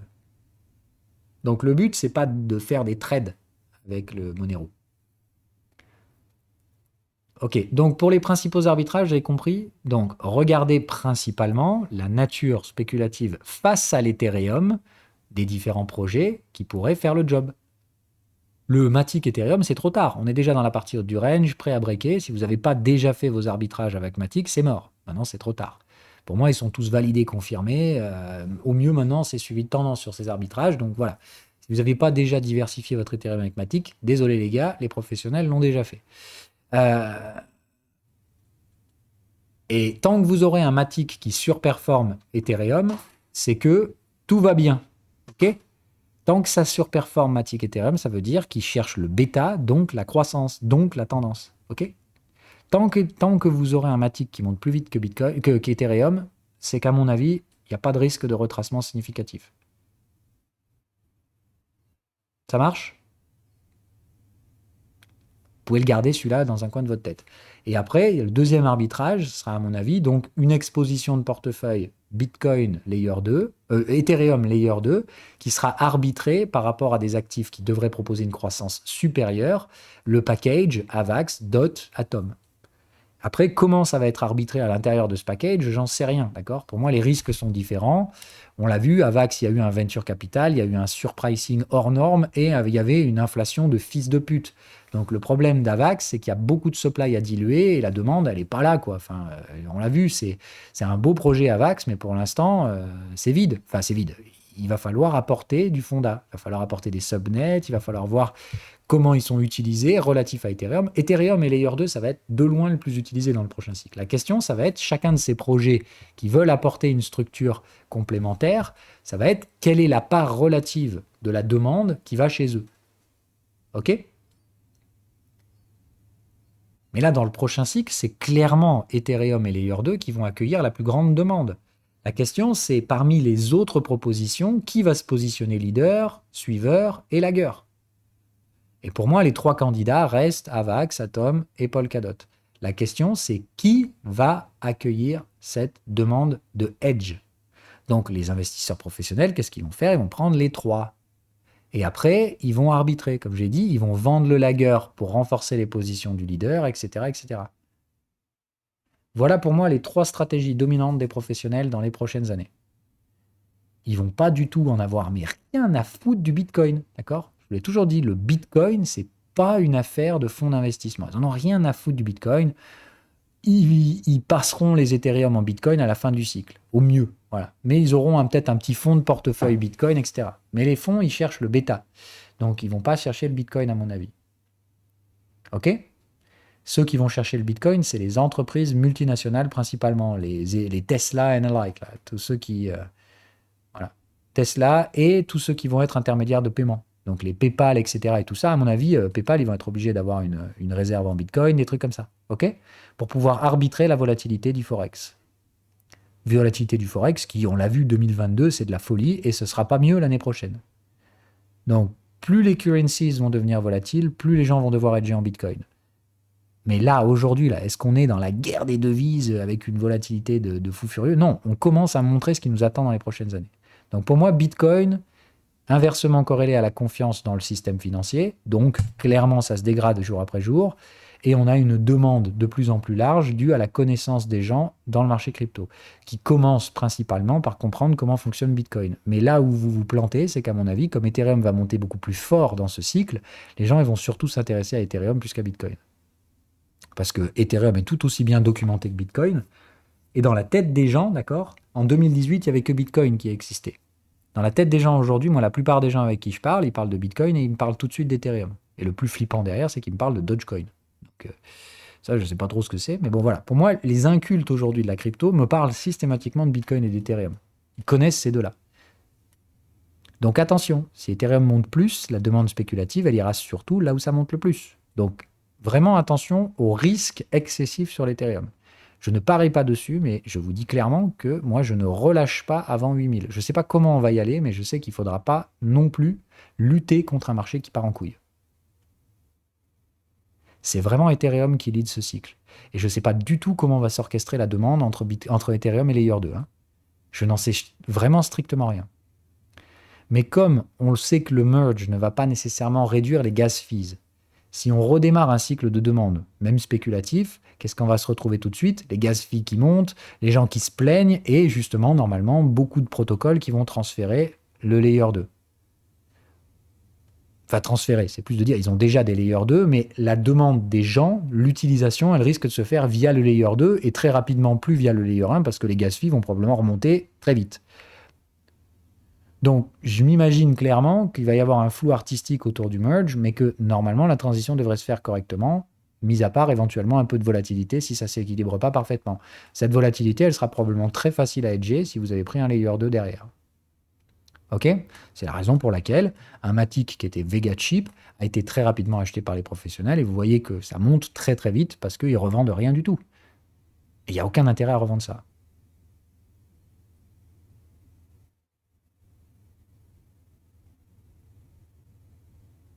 Oui, oui, non, mais bien sûr, mais moi, c'est de dire, ça m'intéresse, si tu veux, d'un certain côté,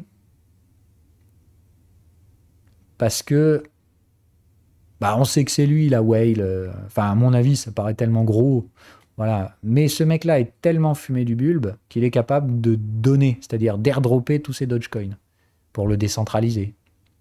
Donc, moi, je pense que Musk, il est tellement fumé qu'il est capable de faire des trucs que personne d'autre ne ferait. Donc, c'est un peu sa force.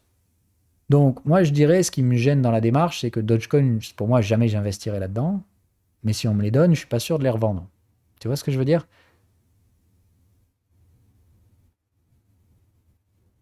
La dernière fois, oui. Mais ce qui m'est toujours gêné dans Dogecoin, c'est la distribution du supply. C'est n'importe quoi. Ça n'a aucun avenir tant que c'est distribué n'importe comment. Mais s'il s'avère que c'est lui la whale, et je commence à en avoir de plus en plus le sentiment, et que d'un coup, il décide de distribuer ça à tout humain sur Terre qui remplit par exemple une vérification d'identité ou une connerie du genre,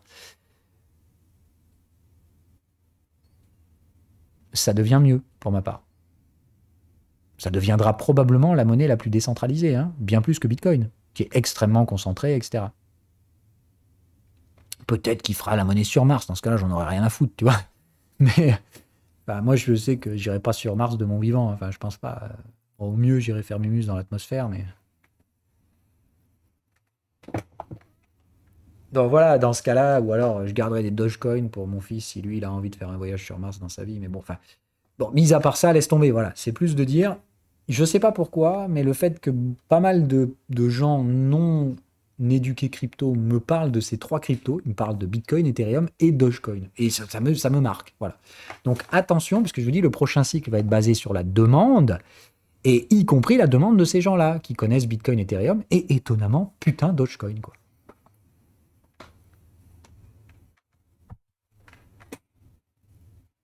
Donc attention, celui-là, il faut faire attention. Voilà. Donc moi, c'est vrai que ça m'intrigue quand même. Tiens, d'ailleurs, je vais me le rajouter dans ma liste de Edge. Mais bon, voilà, étant donné, c'est de se dire peut-être que un Dogecoin face à Ethereum, vous m'avez bien entendu, hein, je parle de Dogecoin, oui.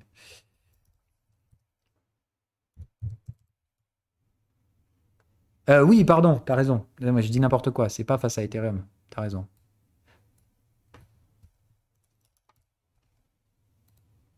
Voilà, c'est probablement pour ma part, en termes de Bitcoin, d'accord, le seul arbitrage que je regarderai. Faites évidemment attention, d'accord, au ratio Ethereum-Bitcoin. Quand ça ira trop loin, il n'y aura pas de flippening. Donc, il faut vraiment vous dire que si on a un flippening Ethereum-Bitcoin, c'est qu'il y a un souci. Hein. C'est que Ethereum est complètement surenchéri, beaucoup trop cher, etc. Donc, retenez un truc. Le flippening, c'est là-haut. C'est la zone où on va pas. Ah, merde. D'accord? C'est la zone où ça doit pas aller. Si on va là-haut, c'est que ça surchauffe grave sur Ethereum. Et là, il faudra clairement se calmer. Enfin, en tout cas, il faudra refaire des lives, voir dans quel monde on vit, mais voilà, ça me paraît très très peu probable. Ok? Donc, retenez bien une chose. À mon avis, on essaiera de péter ça juste pour faire trader les cons, mais derrière, qu'est-ce qui va se passer? Ethereum sera trop cher, le marché action aura refait un ATH peut-être d'ici là ou je sais pas quoi, et à ce moment-là, repli, parce que correspondance avec les cycles économiques. Ok?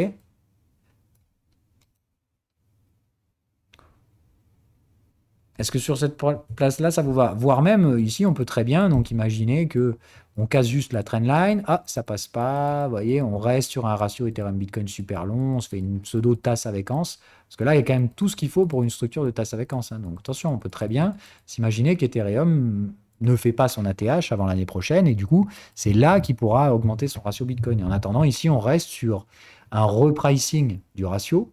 Ok, on revient à la hausse. Et après, à la fois Ethereum et Bitcoin se tirent un peu la bourre pour remonter. Moi, ça me paraît très plausible de dire on ne fera pas la cassure de la tasse avec Ans avant que Ethereum ne fasse son ATH. Et ça, on l'a vu, ce sera peut-être horizon environ 6 mois après le merge. Ça marche?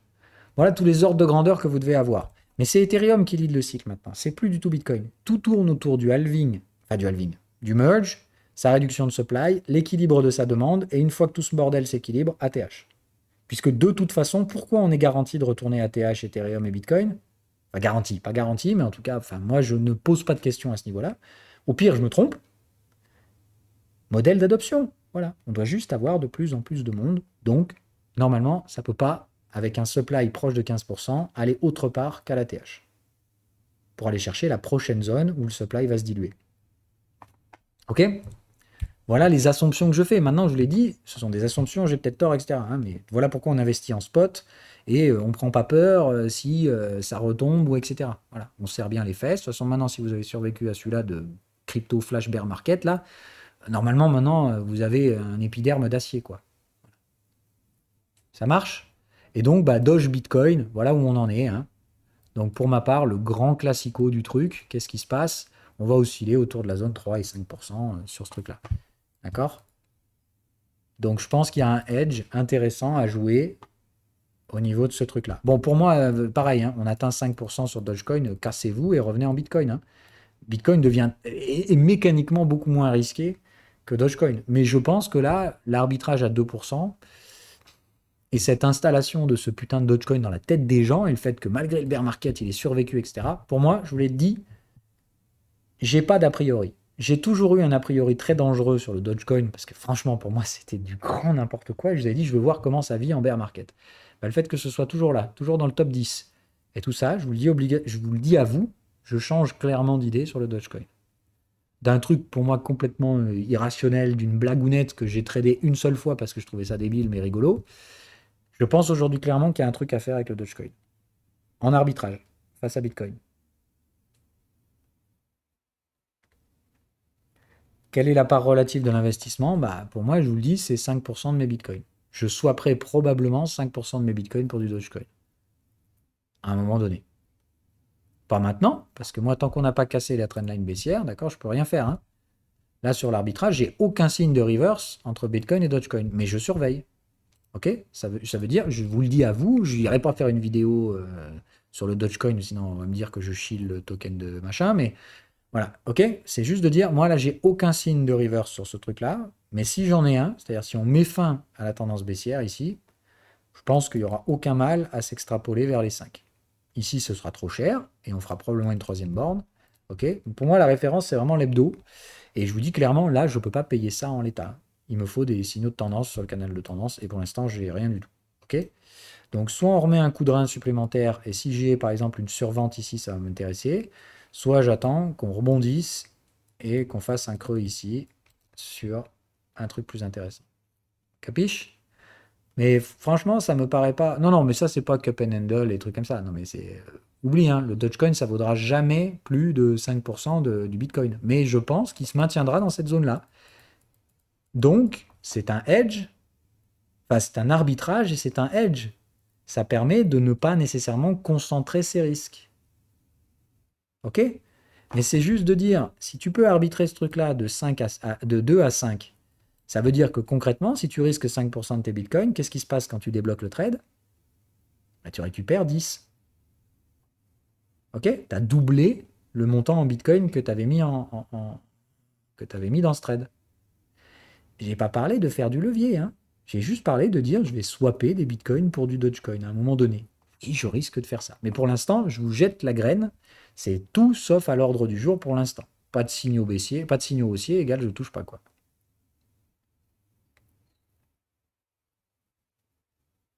Voilà, donc je vous ai fait la totale de comment je pense que le prochain cycle va s'orchestrer, les différents arbitrages à mettre en place. OK? Donc, pour moi, la meilleure allocation de portefeuille, c'est d'une part celle que j'ai. Non, je déconne.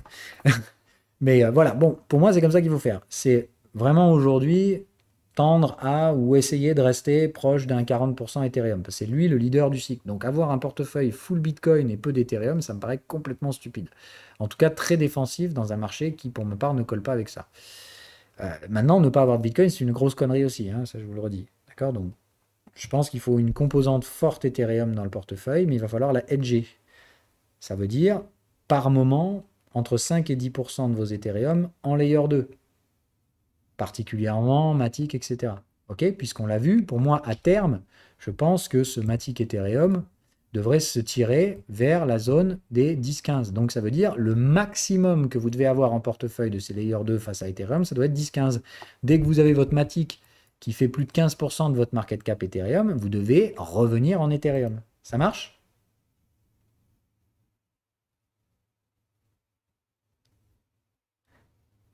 Tant que Matic Ethereum tire au nord, ça veut dire que les investisseurs prennent du risque dans l'écosystème Ethereum, dont Ethereum ne peut que bénéficier évidemment, puisqu'il y a un lien hard-coded entre les layers 2 et Ethereum. D'accord? La croissance des layers 2, ça fait mécaniquement monter Ethereum. Mais normalement, les layers 2 devraient monter plus vite. Ça, ce serait le signe, comme on l'a dit, qu'il y a une forte demande de transition des layers 1 vers les layers 2. Et pour Ethereum, il faudra qu'il y ait des entrants qui viennent compenser ce truc-là. L'arbitrage des différents layers 1 Internet des blockchains devrait être testé en tant que technologie viable ou non. Ce qui m'intéresse sera de voir, mais Osmosis, ça découle d'Atom, enfin de Cosmos, d'accord?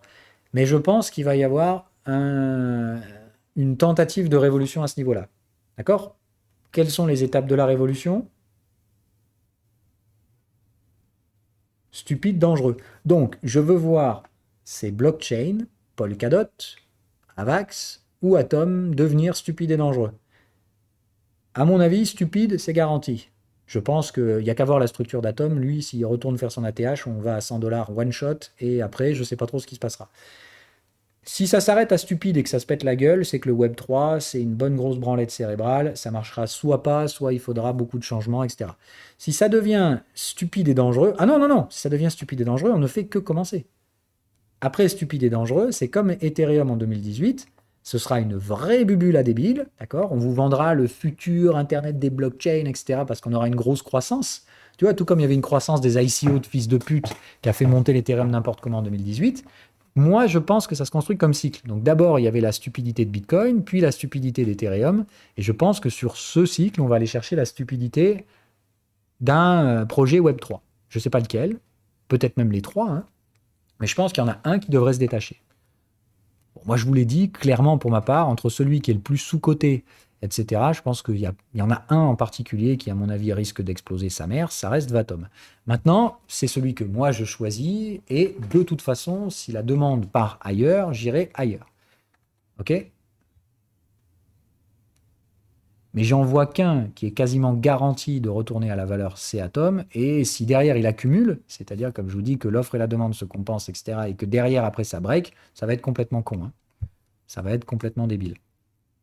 C'est là où j'ai un peu plus de mal avec les Polkadot, etc., parce que, comme je vous l'ai dit, ils attaquent leur edge face à Bitcoin, face à Ethereum de façon baissière. Bon, ça, c'est ce qu'on a vu dans l'autre vidéo. Je ne vais pas le refaire, sinon la vidéo va durer 3 heures. Déjà qu'on en est à 1h24. Voilà. Donc, c'est de dire Avax par rapport à Ethereum. Je pense que c'est un super bon candidat, mais comme on l'a vu, le problème d'Avax, c'est que là, je regarde la market fucking cap. Alors qu'il y a eu beaucoup d'inflation sur Avax et qu'il y en a encore pas mal. Hein, d'accord ? L'inflation annualisée d'Avax reste élevée. Elle s'est considérablement réduite par rapport aux 100 et quelques pourcents de l'année N-1 qu'on avait avant, qui était une hérésie totale et je vous avais dit de vous faire avoir. Bon, pour moi, c'est de dire, c'est encore compliqué aujourd'hui de spéculer Avax, mais je pense qu'à terme, d'accord, il y a un très beau potentiel, mais que là, à court terme, je ne pense pas que ce soit un vrai véhicule d'investissement, parce qu'il y a encore beaucoup de risques sur Avax et qu'il y a beaucoup de choses à prouver. Et surtout, il y a de l'inflation en attendant. Il y a le côté dot qui me déplaît beaucoup parce qu'on attaque, comme je vous dis, cet arbitrage par le bas. Il est où dot? Ah voilà. Hop. Il y a ce côté-là qui m'inquiète un peu. OK. Et de dire, ils sont déjà au coude à coude. OK. Ils sont déjà au coude à coude, Avax et dot. Et j'ai l'impression que ça, c'est voilà. Enfin, pour moi, Avax a déjà flippé dot. Et je vois difficilement comment ce ne sera pas le cas encore derrière. Donc je pense clairement qu'en termes de force relative, Avax attaque cette diversification avec un bien meilleur avantage stratégique par rapport à DOT. Le problème d'Avax, c'est son inflation. Donc, comme je vous dis, attention entre la market cap et le token, il y a encore un fossé. Voilà. Là où ce n'est pas le cas chez Atom. Hein. Atom, si vous stakez, vous avez un revenu positif. Hein. Vous récupérez l'inflation plus celle qui n'est pas stakée. Donc, voilà, pour moi, aucun souci. Alors que le staking d'Avax ne compense pas son inflation. Donc, c'est là où je ne sais pas trop comment ça va être arbitré chez les professionnels. Parce qu'il y a l'autre aspect qu'on a vu, c'est que le modèle économique d'Avax garantit plus de sécurité que le modèle Atom. Donc, j'ai l'impression, encore une fois, que les deux joujos, là, ils vont se tirer une belle bourre sur ce cycle. Et Polkadot, soit il me prouve que j'ai tort, c'est-à-dire il sort de sa dynamique baissière, soit, à mon avis, il est mal barré. Voilà. Et du coup, l'autre arbitrage que je surveille de base, c'est Atom Avax. Hein, où pour ma part, celui-là, on est et on reste dans la zone du challenger, c'est-à-dire qu'on maintient 30-50% de market cap. Donc, je suis très curieux de voir si Papa Vatom va essayer de sortir par le haut de ce truc-là. Voilà. C'est-à-dire, est-ce que Avax va tenter de se défendre autant que possible et de nous maintenir le Atom sous pression, là, dans cette zone-là, ou est-ce que justement Atom va nous jouer la superbe et il va aller chercher la zone des 100 pour s'installer. Après, il va osciller autour, hein, voilà. Mais est-ce qu'Atom cache son jeu et son avenir, c'est de venir trader au même côté qu'Avax? Je vous rappelle que la market cap Avax, c'est 6 milliards aujourd'hui, hein, alors qu'Atom, on est à 3, même pas 3. Donc pour moi, il y a un pratiquement trou de liquidité de presque x2 sur Atom. Et vous savez qu'Atom, il a sa capacité à avoir sa propre life. Hein. Lui, même en bear market, il peut exploser, rien à foutre. Hein. Je vous rappelle encore une fois qu'en termes de news, on attend le vote d'Atom pour la mise à jour RAW, là, qui va, à mon avis, arriver dans 2-3 jours. Une fois que RAW Upgrade est voté, passé en mainnet, on a, je vous rappelle, Interchain Account qui vont arriver, tous les trucs de ouf. Et juste derrière, on sait que la prochaine, c'est Shared Security. Donc, c'est plus de dire, RAW Upgrade, c'est la dernière avant Shared Security. Je vous rappelle, le marché a 3-6 mois d'avance. Shared Security passe en 2 niveaux. Le premier de niveau 1 qui sera très facile à faire, qui sera relativement facile à faire et qui intégrera donc le Gravity Bridge et Crescent. Ah non, et pas Crescent, je sais plus. Enfin bref, il y aura 2-3 blockchains qui vont donc hériter de la sécurité Atom, principalement le Gravity Bridge. Celui-là, je vous ai dit, hein, personne n'en parle de ce con de Gravity Bridge, mais alors lui, quand les gens vont commencer à comprendre son intérêt, je vous l'ai fait dans la vidéo l'autre jour, là, hein, faites gaffe, la porte du château, ça va valoir une blinde. Quand les gens vont comprendre que c'est sécurisé par l'Atom et qu'il faudra payer ça en Gravity Token, vous allez comprendre que le prix du Gravity, à mon avis, il est carrément très loin de sa valo aujourd'hui. Mais bon, bref, parenthèse refermée. Bref, Avax se défend très bien pour l'instant et il maintient Atom sous pression. Et vous voyez que pour l'instant, c'est plutôt Vavax qui remène la danse sur ce pump Ethereum. Donc pour l'instant, je tendrais plutôt à dire que Avax se défend bien par rapport à Atom. Mais attention, le petit, il est embusqué là. Et si le petit il décide de pump, il n'y a aucune résistance avant le flip. C'est-à-dire qu'il va rejoindre Avax. J'ai pas dit qu'il allait le dépasser, j'ai juste dit qu'il allait jouer autour. Il va juste rejoindre la zone de valorisation. Zone de valorisation sur laquelle Polkadot est déjà. Hein. Voilà. C'est plus de dire, pour moi, Avax a plus de chances de se défendre par rapport à Atom que DOT ne l'aura. Parce que là, par contre, tu vois, je te parle direct que chez les professionnels, ils sont en train de vendre leur dot pour acheter de l'atome. Et ça, je te le garantis. Donc, à mon avis, c'est plutôt la sortie de dot en atome qui risque de faire pumper l'atome. Mais je pense qu'Avax risque de maintenir son écart. Vous captez ce que je veux dire? Ça veut dire qu'à mon avis, s'il y en a un qui va flipper, c'est Atom Dot, mais ça, Avax risque de maintenir. C'est-à-dire que, alors que Atom Pump, tu risques d'avoir Avax qui suit pour maintenir sa différence. Bon, là, je vais loin et franchement, on va s'arrêter là parce que ça c'est pour moi la partie la plus spéculative de mes investissements aujourd'hui. C'est pour ça que j'ai pas du tout de dot, que j'ai beaucoup d'atomes, mais que j'ai des Avax aussi. Ok? Bon, bref, parmi les arbitrages, je pense que si jamais je vois des breakouts chez Atom, je risque de shorter dot pour renforcer Atom avec une position spéculative. D'accord? Donc un hedge, enfin un hedge, un, un trade bêta. Je vends l'un pour acheter l'autre. C'est-à-dire, je vais acheter des atomes. Bon, vu que j'en ai déjà une blindaxe d'atomes, par contre, je risque donc, comme je vous dis, plutôt de faire achat d'Avax. Si je vois qu'il suit Atom, je risque de faire achat d'Avax en finançant par des dots. Je vais shorter dot, quoi. C'est pour l'instant ce qui me semble être fait. Maintenant, pour les gens qui ont peu d'atomes dans les portefeuilles, je pense clairement que l'arbitrage atom-dot est de loin le meilleur à faire. Et moi, des atomes, j'en ai trop, je vous dis, parce que j'ai pas pu sortir ceux que j'avais déjà pris en spécu. Donc voilà. Ah, bien sûr que j'ai du Gravity Bridge et j'en ai acheté encore ce matin. Hein. Ah, lui, dès qu'il fait des replis, je vais l'acheter. Hein. T'as cherche pas. Il est allé bien trop bas, le Gravity Bridge. Non. À moi, mes atomes, je les vendrai à 20 $, je l'avais dit. Hein. C'est minimum 20 balles. Et à 20 balles, si tu les veux, bah oui, oui, je dois en relâcher une partie de toute façon pour repondérer mon portefeuille. Mais là où je pense qu'il y a beaucoup de gens qui se plantent, c'est qu'il ne se passe rien sur Atom avant 20 $. Il y a beaucoup de gens qui ont été coincés, etc. Donc pour moi, la zone de liquidité de l'Atom, c'est 20 $. OK? Et entre les atomes qui sont bloqués soit sur d'autres blockchains en IBC, soit qui sont bloqués, bon, comme on l'a dit, en collatéral, etc., il me semble qu'il n'y en a pas beaucoup qui circulent. Hein. Le ratio de staking d'Atom, il n'a pas bougé. Celui d'Avax non plus d'ailleurs. Donc c'est pour ça que je vous dis, moi, pour moi, ces deux-là, s'ils veulent pumper, ils peuvent y aller direct. J'ai pratiquement la certitude qu'Atom va pumper et je me pose la question du coup du Avax. Et je pense clairement qu'au vu de l'activité Avax des derniers jours, il y a de fortes chances que ça pump aussi parce qu'il n'y a pas beaucoup de supply. Voilà. Ok. Donc le principal ratio qui m'intéresse pour l'instant, c'est de surveiller le ratio Avax-Atom.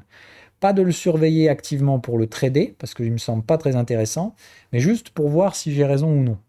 C'est-à-dire si ces deux-là vont se tirer la bourre en repoussant en fait Polkadot, quoi.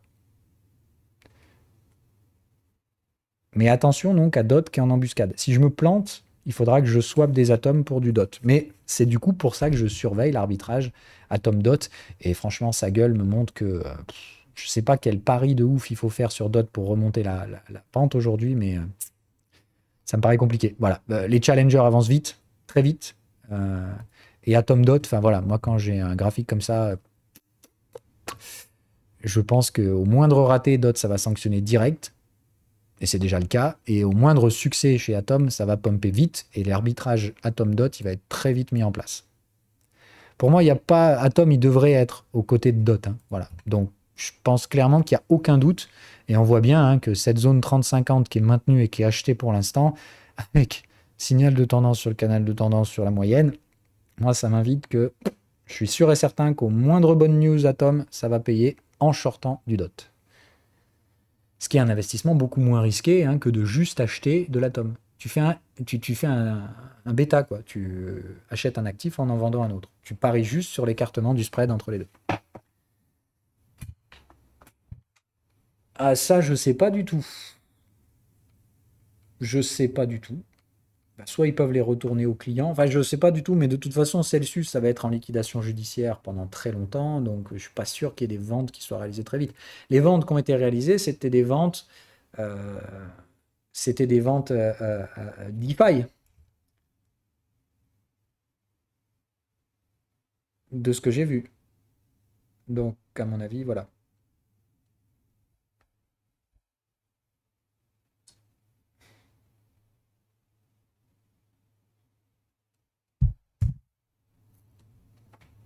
Non, 13 millions de dollars, c'est que dalle. T'as vu combien elle est, la market cap de Link? Alors, de toute façon, moi je l'ai dit, Link, de toute façon, ce sera une diversification de portefeuille parce qu'il est seul dans son écosystème. C'est de loin l'oracle référent de tout l'écosystème Ethereum, Layer 2 compris. Donc pour moi, Link, c'est un winner assuré de ce cycle. Maintenant, il n'y aura pas to the moon. Mais je pense que c'est très peu risqué, Link. Et 5% dans un portefeuille, absolument sans risque. Normalement, pour moi, c'est 2. Mais je vous l'ai dit, Link, je l'ai monté à 5 parce que je pense qu'il est très peu risqué.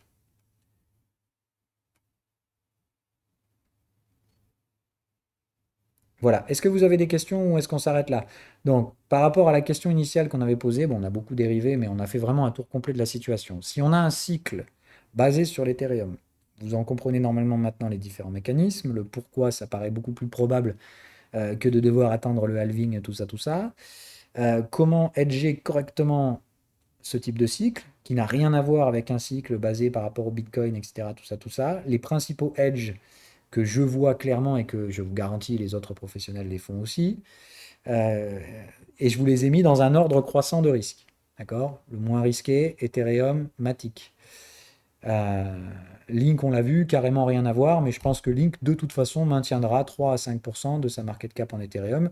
Donc, je pense qu'il n'y a aucun sous-sail à ce que Link rebondisse assez significativement dans les prochains mois pour se stabiliser hein, autour de cette zone. Après avoir bien rejeté la zone des 10-15, il me semble qu'il va falloir consolider dans les 3,5 sur Link. Ce qui veut dire que ça devrait surperformer Ethereum. Donc, regardez bien toujours les performances relatives face à Ethereum. Avax Ethereum, je vous l'ai dit, on va devoir consolider dans la zone 3,5, ce qui m'invite à penser que voilà. Mais il y a encore de la place pour aller taper du 5. Si jamais Vatom veut pumper sa mère, Avax a de la place pour le suivre. Et ça va m'intéresser beaucoup. Il y a toujours Polkadot qui est pour moi à Taxa avec vraiment beaucoup de faiblesses. Et du coup, j'ai peur qu'il soit arbitré à la vente face aux deux concurrents. Mais je ne m'y risquerai pas nécessairement trop agressivement. Voilà. Et puis moi, j'ai déjà beaucoup d'atomes, donc le meilleur arbitrage, c'est dot atom. Donc, pas sûr que je le fasse moi, ou je le transposerai peut-être en dot avax, mais ça, c'est mon propre portefeuille à moi. Euh, tout ce qui est écosystème atome, bah, c'est un sous-ensemble. Ça veut dire, enfin, écosystème cosmos, c'est un sous-ensemble. C'est-à-dire que normalement, si atome monte, tout l'écosystème va monter avec. Donc, bah, comme on l'avait dit, diversification du portefeuille. Il ne faut pas que vous ayez tout en atome.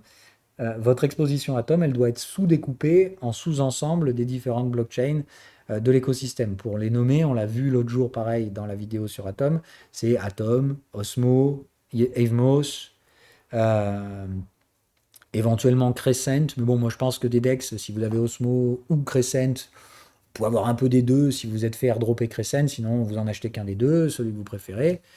Moi, il me semble qu'Osmo est quand même plus en avance. Le deuxième, c'est et Secret Network, pour moi, obligatoire à avoir aussi. Vous pouvez éventuellement voir un positionnement Axelar pour la partie bridge vers les autres écosystèmes, même si pour ma part, je pense pas qu'il faut une forte exposition à ce truc-là. Je vous rappelle que les bridges, c'est quand même là où ça craint le plus en termes de hack, etc.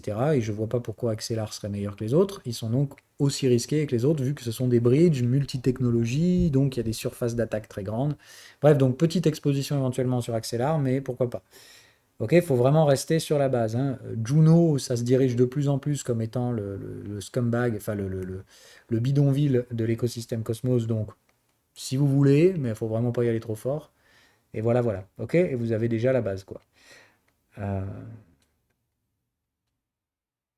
Et la large majorité, normalement, Atom, hein, qui devrait voir sa market cap augmenter considérablement. Ah oui, pardon, et Gravity Bridge, obligatoire pour moi. Hein. Mais Gravity Bridge en tout petit, hein, puisque je vous rappelle que la valeur du Gravity Bridge, elle va surtout vous être redistribuée sous forme de Gravity Token qui vous seront gentiment droppés juste parce que vous avez des atomes. Donc, Gravity Bridge, c'est de dire si vous prenez des Gravity Tokens, vous pouvez en prendre un tout petit peu pour diversifier, mais là, c'est vraiment moins de 2%. Hein. C'est vraiment moins de 2%. Parce que vous allez les recevoir, les tokens Gravity. D'accord? C'est la nouvelle façon. Bon, vous vous rappelez ce qu'on a fait sur Atom? Je vous avais dit, plus les générations vont avancer. Donc là, on serait sur la troisième génération d'airdrop. Oui, Akash à prendre aussi, en petite diversification éventuellement. Kava possible aussi. Kava ou Yumi, vous faites un peu comme vous voulez. Voilà.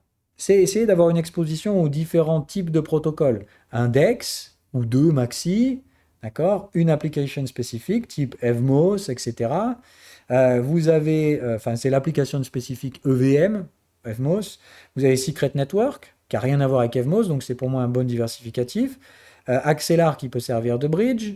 Akash qui peut servir donc de stockage décentralisé. Voilà, enfin, vous voyez, c'est de dire, essayez d'avoir des paquets de blockchain à applications spécifiques, mais qui ne s'overlappent pas les uns sur les autres. D'accord? Achetez pas deux fois le même projet, quoi. Tu vois, pour moi, Osmo plus Crescent, sauf si vous avez été airdrop en Crescent, ça n'a pas de sens, quoi. Vous en prenez un et puis c'est tout.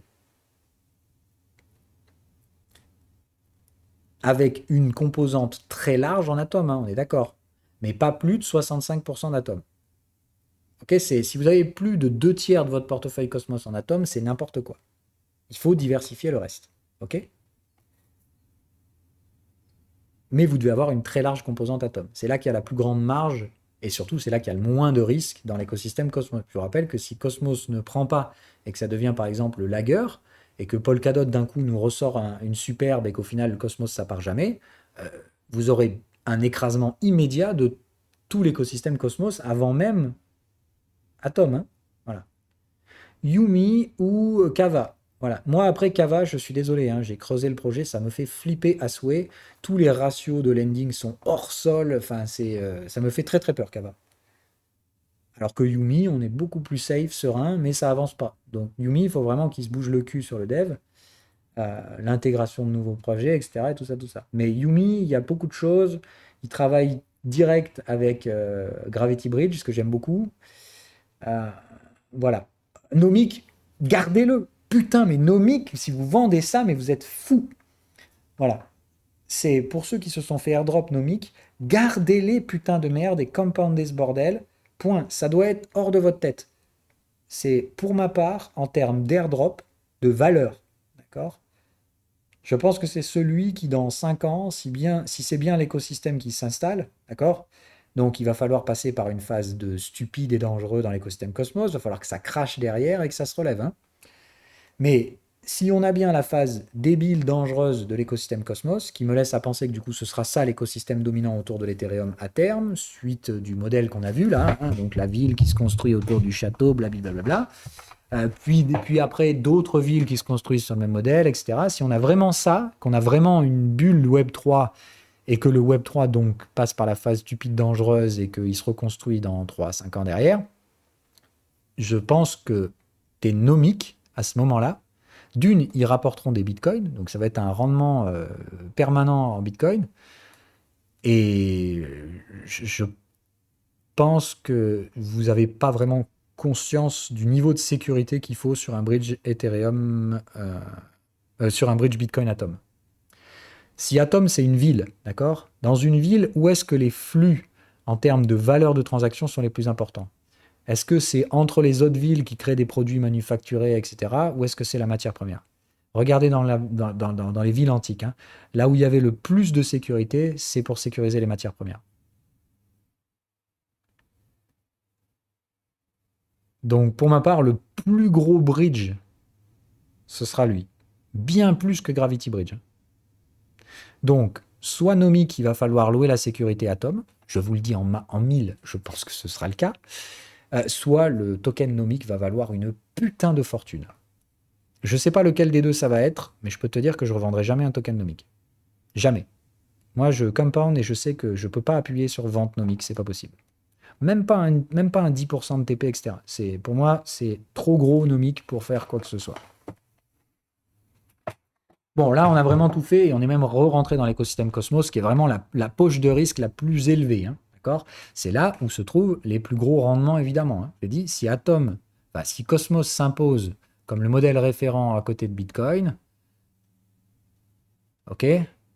On l'a vu, la première ville, ce sera la ville Atom, il y en aura d'autres après, mais si la première ville Atom est un succès, franc succès, je pense qu'on ira chercher les limites critiques de capacité de la ville. C'est-à-dire qu'il y aura une croissance d'enculé de sa mère avant un crash. Ça veut dire que les prix vont être débiles. Hein.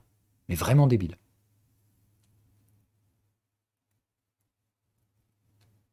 Hein, pour moi, si le Web3 doit marcher et s'il doit marcher sur un mode Cosmos, on va aller chercher la limite de capacité de cette première ville. C'est-à-dire, ce sera un effondrement de population. On va aller chercher un paroxysme de la demande. Hein. Voilà.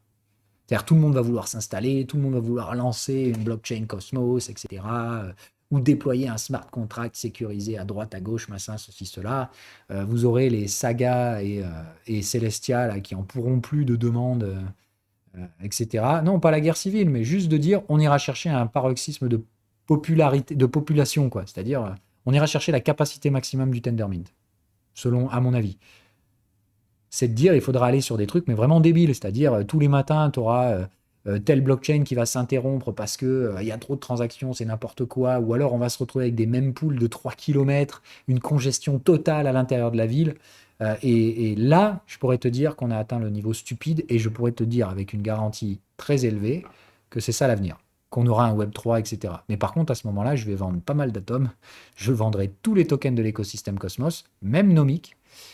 Et là, ce sera laisser reposer le bébé pendant 3 à 5 ans, et après, derrière, je te rattaque ça comme un fils de pute. Technique Ethereum, hein, c'est de dire, je vends le sommet, je laisse le crack, et je rachète dans 2 3 ans, en notant le nom de tous les lurons hein, que j'aurais voulu garder à ce moment-là, c'est-à-dire les nomiques, etc. Et tu sais qu'il faut racheter exactement les mêmes après. Après, tu peux aussi les garder et shorter sur des produits dérivés, hein, c'est comme tu le sens. Si tu veux pas être imposé, parce qu'attention, hein, quand tu TP un gros rendement, ça va faire mal au niveau des impôts. Hein. Donc c'est comme tu veux, si tu veux pas vendre et que tu veux juste hedger sur un produit dérivé, je peux comprendre. Moi, j'ai pas encore décidé, mais comme je sais que si ça devient vraiment stupide et débile, ça mettra 3 à 5 ans à se remettre, à voir.